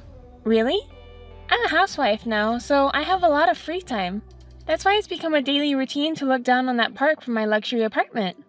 There are so many poor people like you, and it makes me feel like I'm in the winner's circle. That's when I saw you. You're still disgusting. You haven't changed at all, doing such vulgar things. I thought you might have become a little more decent after 4 years, but humans can't easily change. So? This is who I am, and it doesn't change that I'm in the winner's circle, so there's no problem. Oh, really? And is that all you contacted me for? Oh, I was thinking of giving you some advice as someone from the winner's circle. Huh? Advice? I don't need your advice. You're pretty short on money, aren't you? Then why don't you live in that park? If you did, I could look down on you every day, so I'd be relieved in case something happened to you. It's going to be trouble for us if you die somewhere we don't know. I'm not short on money at all. I only went to that park to take a break from work. Oh, come on. You don't have to show off. Your little sister became a winner, and you were dragged down to rock bottom by her, right? You don't want to admit it, do you? No, I'm telling the truth. My company is near that park. Okay, I see. Well, I'll go along with that to save face for you. Anyway, I don't care what you think about me. Just don't contact me again. Hey, Claire! What? Nick? What's up with you guys? Contacting me one after another like this? What's with that tone of yours? Bella contacted me because she saw you near our house. What are you trying to do? Do you also talk about that? It's not a big deal. I told Bella the reason, so why don't you ask her instead? I was actually planning to contact you because there's something I want to say. What is it? You go first. Why were you at that park? Are you stalking me? What? What's going on in your head? I already told Bella, but my workplace is near that park. I was just there during my lunch break. I didn't know you guys lived there until she told me. I don't want to see you guys again, so I won't come near you anymore. You're lying. You're trying to get revenge on me and Bella, aren't you? I contacted you because I want to tell you to stop your stupid revenge. What are you talking about? My stupid revenge? I have no idea what you're talking about. Don't play dumb. After I left you, you started your own company, right? And it seems like you've been taking my clients out one by one. Recently, they've been dropping out one after another, and when I investigated, they were all contracted with your company. It's nothing but your revenge. Oh, really? It's such a shame that you're losing your clients one after another. As the representative, you must have known about it. I know for sure that you're doing this on purpose to target me. Enough already. It's not up to me to decide which clients to work with. It's up to their discretion, you know? Don't blame others for your inability to retain them, okay? I was surprised when I heard you had started a company, as I didn't think you were capable of doing anything. I thought it would fail soon, but I never imagined you would go as far as stealing someone else's clients. It was thanks to me you could quit your job, live as a housewife, and live a carefree life. You're disgusting to revenge on me like this. Disgusting? You have no right to say that about me, do you? You were the one who thought I couldn't do anything. You were such a self-centered person who thought only about yourself. You never had any interest in me. How dare you say such a thing? I let you live an easy life, didn't I? An easy life? Don't be ridiculous. Doing the housework and trying to please you all the time was hard for me. In the end, you cheated on me with my sister and left me. Our married life was nothing but misery. What? Don't you have any gratitude for me for letting you live an easy life? Of course not. Why would I be grateful to a self-centered, treacherous man like you? But I might be grateful to you for leaving me. When we got divorced, I was happy to be asked to return to the workplace where I worked before we got married. I worked hard to repay the company that picked me up. I achieved results there, and then became the representative of my current apparel company. When we got divorced, I thought I hit rock bottom, but now I'm glad we got divorced. You starting a company? And it's a company in the same industry as mine. It's just a way to get revenge on me, isn't it? I pursued my passion for fashion, and that's how I ended up where I am now. You have nothing to do with it. It's definitely just a way to get revenge on me. But I suppose I could say you had a part in it. Remember when we were married, you used to call me a useless housewife with no brains? Because you've been making fun of me, I worked hard and pushed myself to show you I could do it. You can do what you want, but please don't involve me in your problems. Your company even took away one of my major clients, which caused my reputation at work to plummet. If this continues, even my promotion could be in danger. So please, don't interfere. I'm not trying to interfere with you. We're in the same industry, so it's inevitable that we'll end up with some shared customers. And it's the customers who decide in the end anyway. Claire, please. This is my plea to you. I'll apologize for everything I've done. I'm truly sorry. So, please don't take away any more of my clients. Even if you apologize now, I'll never forgive you for what happened. But that's not related to what's happening now, so it doesn't matter. In the end, it's the clients who should decide. Firstly, you should find out why the clients are leaving you. Please don't say that. Come on, I'm begging you. If I could give you one piece of advice, it would be this. If you're not satisfied with what's been taken from you, why don't you take it back? Oh, that line. Yeah, I remember now. I believe you said that to me when we got divorced. And now I'm returning your words right back at you. I really am sorry. Please don't say things like that if you don't mean them. You kicked me out of the house when I was sobbing uncontrollably after my sister stole my husband. Even if you apologize sincerely, I could never forgive you for that. Besides, I know that you're only apologizing because you're desperately trying to protect yourself. That apology doesn't count for anything. Don't think I'm going to forgive you. No, it's not the forgiveness that I'm asking for. I just need your help. Why should I help someone like you who betrayed and abandoned me? As you well know, I'm extremely busy with work, so I don't have time to deal with you. Come on, Claire, don't say things like that. As former spouses, can't we help each other out?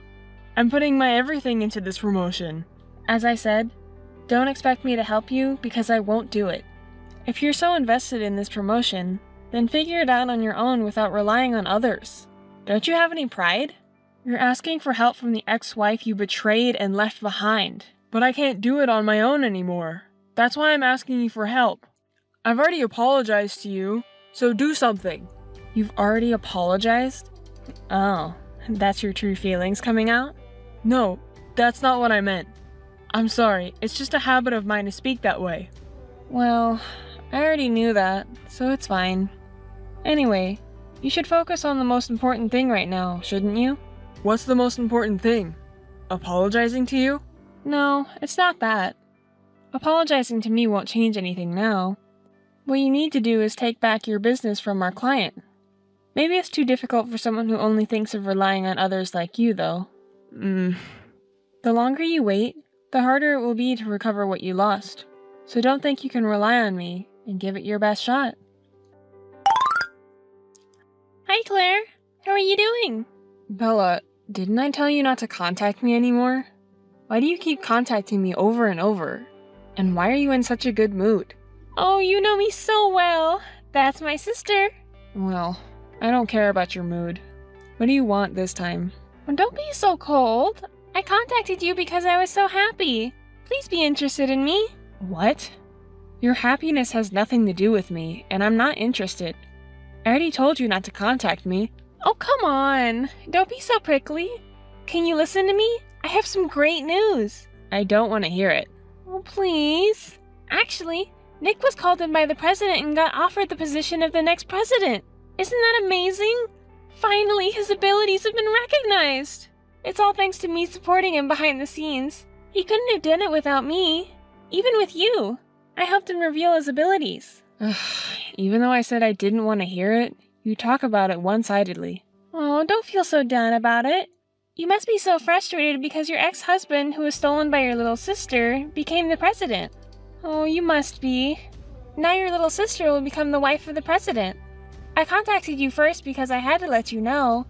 I wanted you to celebrate, but I guess you're not in the mood. Celebrate? I don't think you have time for that. What? What do you mean? Becoming the president is definitely a happy thing, no matter how you look at it. Don't be so jealous. I'm not jealous. I can't believe you're happy without knowing anything. You're a happy person, aren't you? What? What do you mean? What do you know? I can't say anything without knowing how Nick explained it to you. I don't want another angry message from him because it's troublesome. I won't let him say anything to you, so I'm your sister, right? If you know something, tell me.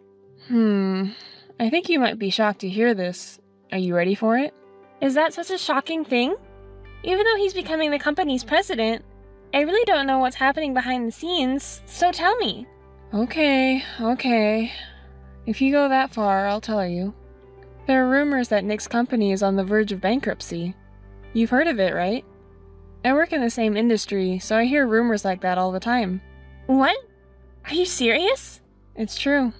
I don't think it's something to celebrate, no matter how Nick explained it to you. He's not really getting promoted. He's just unlucky, that's all. I'm sorry to burst your bubble, but... Oh no, he never said anything like that. You just want to hurt me with lies because you're jealous. It's true. You asked me to tell you the truth, and that's what I did. But now you say all these things. His company has lost most of its clients to other companies, including ours. Many customers have switched from his company, so it's rumored that the management is no longer sustainable.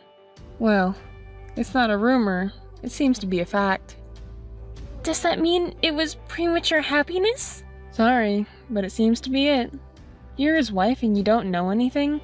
You said you could bring out Nick's potential, but it seems like you couldn't get the truth out of him. That's a lie. I absolutely don't believe that. You're just lying because you hate me. I understand how you feel, and it's hard to believe, but I pulled the strings for everything that happened this time, so everything I say is true. Huh? What do you mean? You really haven't heard anything from him at all. Or maybe he hasn't noticed anything either, I wonder. My company intentionally worked behind the scenes to approach his company's clients, and as a result, almost all of his clients switched to us and chose us. What? Why would you do such a terrible thing? And did you say my company? Huh? You didn't hear about that either? I'm the representative of the company, and that's Nick's company's rival company. Are you the president? That's also a lie, right? And to bring down your sister's husband's company? That's just impossible. I can't believe it. You won't believe anything I say, will you? Then don't ask me in the first place. Everything I'm saying is true. Even if it's true, why would you need to bring down his company? You don't need to do that, do you? You didn't forget what you did to me, did you? If he had married you purely, I would have supported him with all my might. But it's not like that, is it? You and he betrayed me and sent me to the bottom, and you've been looking down on me for so long, haven't you? For what reason? You should be able to easily imagine that yourself.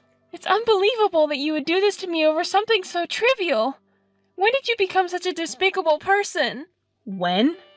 From the moment you betrayed me, I decided to get revenge. I've worked tirelessly to get to this point. I've made a huge effort while you were living your life at ease. Well, it doesn't matter. Nick is not weak enough to be crushed by someone like you. No matter what happens, I'll believe in his ability to overcome it. I don't know how far you're living in a fantasy world. Just do your best. Hey, Claire. What? It's Nick this time. I don't have much free time to deal with you guys. I heard everything from Bella. You did everything, huh?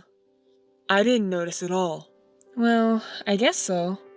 If you had realized it earlier, maybe the damage wouldn't have been this big. Hey, please!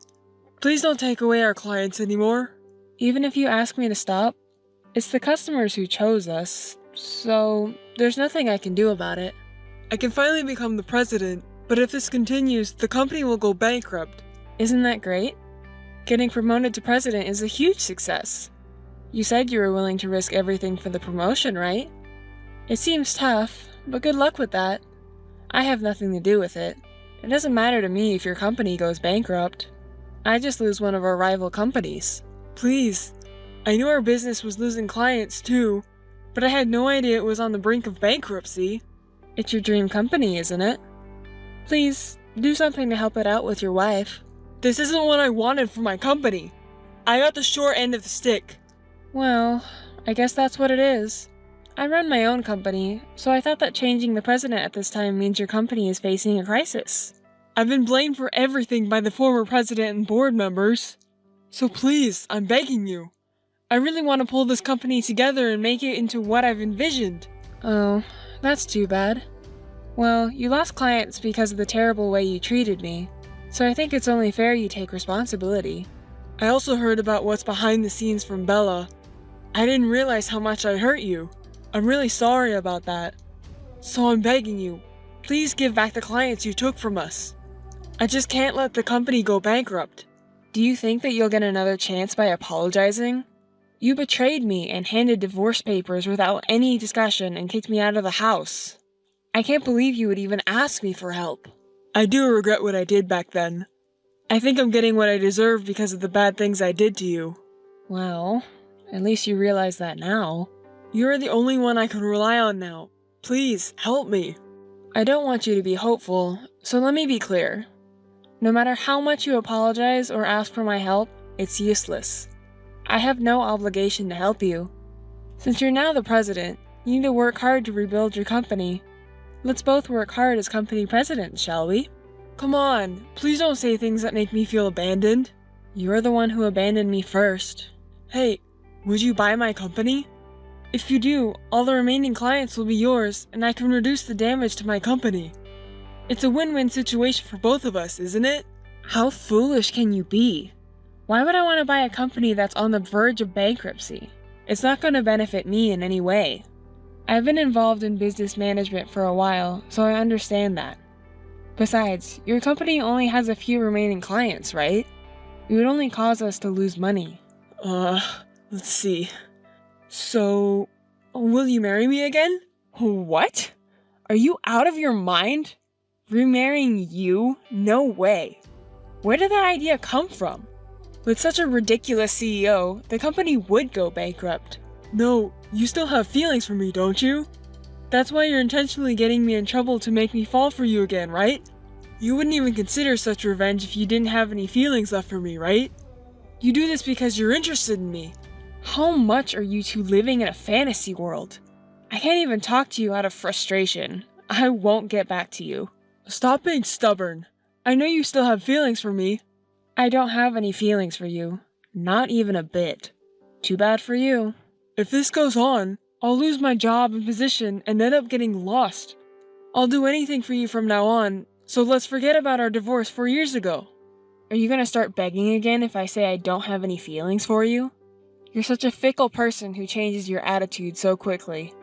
You made me get lost 4 years ago, didn't you? Yet now you want me to help you? It's too selfish. I'll make sure to pay for what I did back then, so please. You're the only one I have. You have Bella, who you left your wife to be with and had a grand love affair with. Don't even think about getting back together with me. Just stay with Bella and support each other. Stupid people. Oh no. Hey, Claire! How could you do such a thing? What? What? You made Nick's company go bankrupt! We were even forced to leave our house and lost everything! Well, that's too bad. I have nothing to do with it, so I don't need to hear your report. It's related to you. You made it happen. It's not my fault. In the end, customers chose us. Nick just wasn't competent enough. Don't blame me for it. Why do I have to be involved in this? Because you're married to him, right? Married couples have to support each other no matter what. You're people who thought you wanted to be together even if you have to betray me. I'm sorry for you that you can't overlook the park from your apartment anymore. You can't indulge in that hobby now, can you? Oh, I guess I was wrong. Are you guys now in the position of being looked down upon? You're so noisy. Anyway, take responsibility. Provide us with a home to live in and money for our life. Why should I have to help you guys? It was you who took my husband away from me and forced me to divorce him. And then you kicked me out of my home? You have no idea how miserable I was. Now you finally understand, right? It's been 4 years. When are you going to let it go? No matter how much time passes, my humiliating past won't change. Anyway, you have to figure it out yourselves. Oh no. I'm not asking you for help because I can't do anything about it. Asking for help? I don't think that's the attitude to ask someone for help. Even if you ask me politely, my feelings won't change though. Well, if I were to give you advice, first, why don't you look for a place to live? Even if we want to rent a place, we don't have any money to start with. That's why we're asking for your help. Oh, well that's tough. I also had to work hard on my own when no one helped me. You guys are 2 people, so I think you can somehow manage to make it work. Oh, I have a great idea. What? What is it? Why don't you just live in the park next to the apartment? You gave me that advice too, remember? What? No way!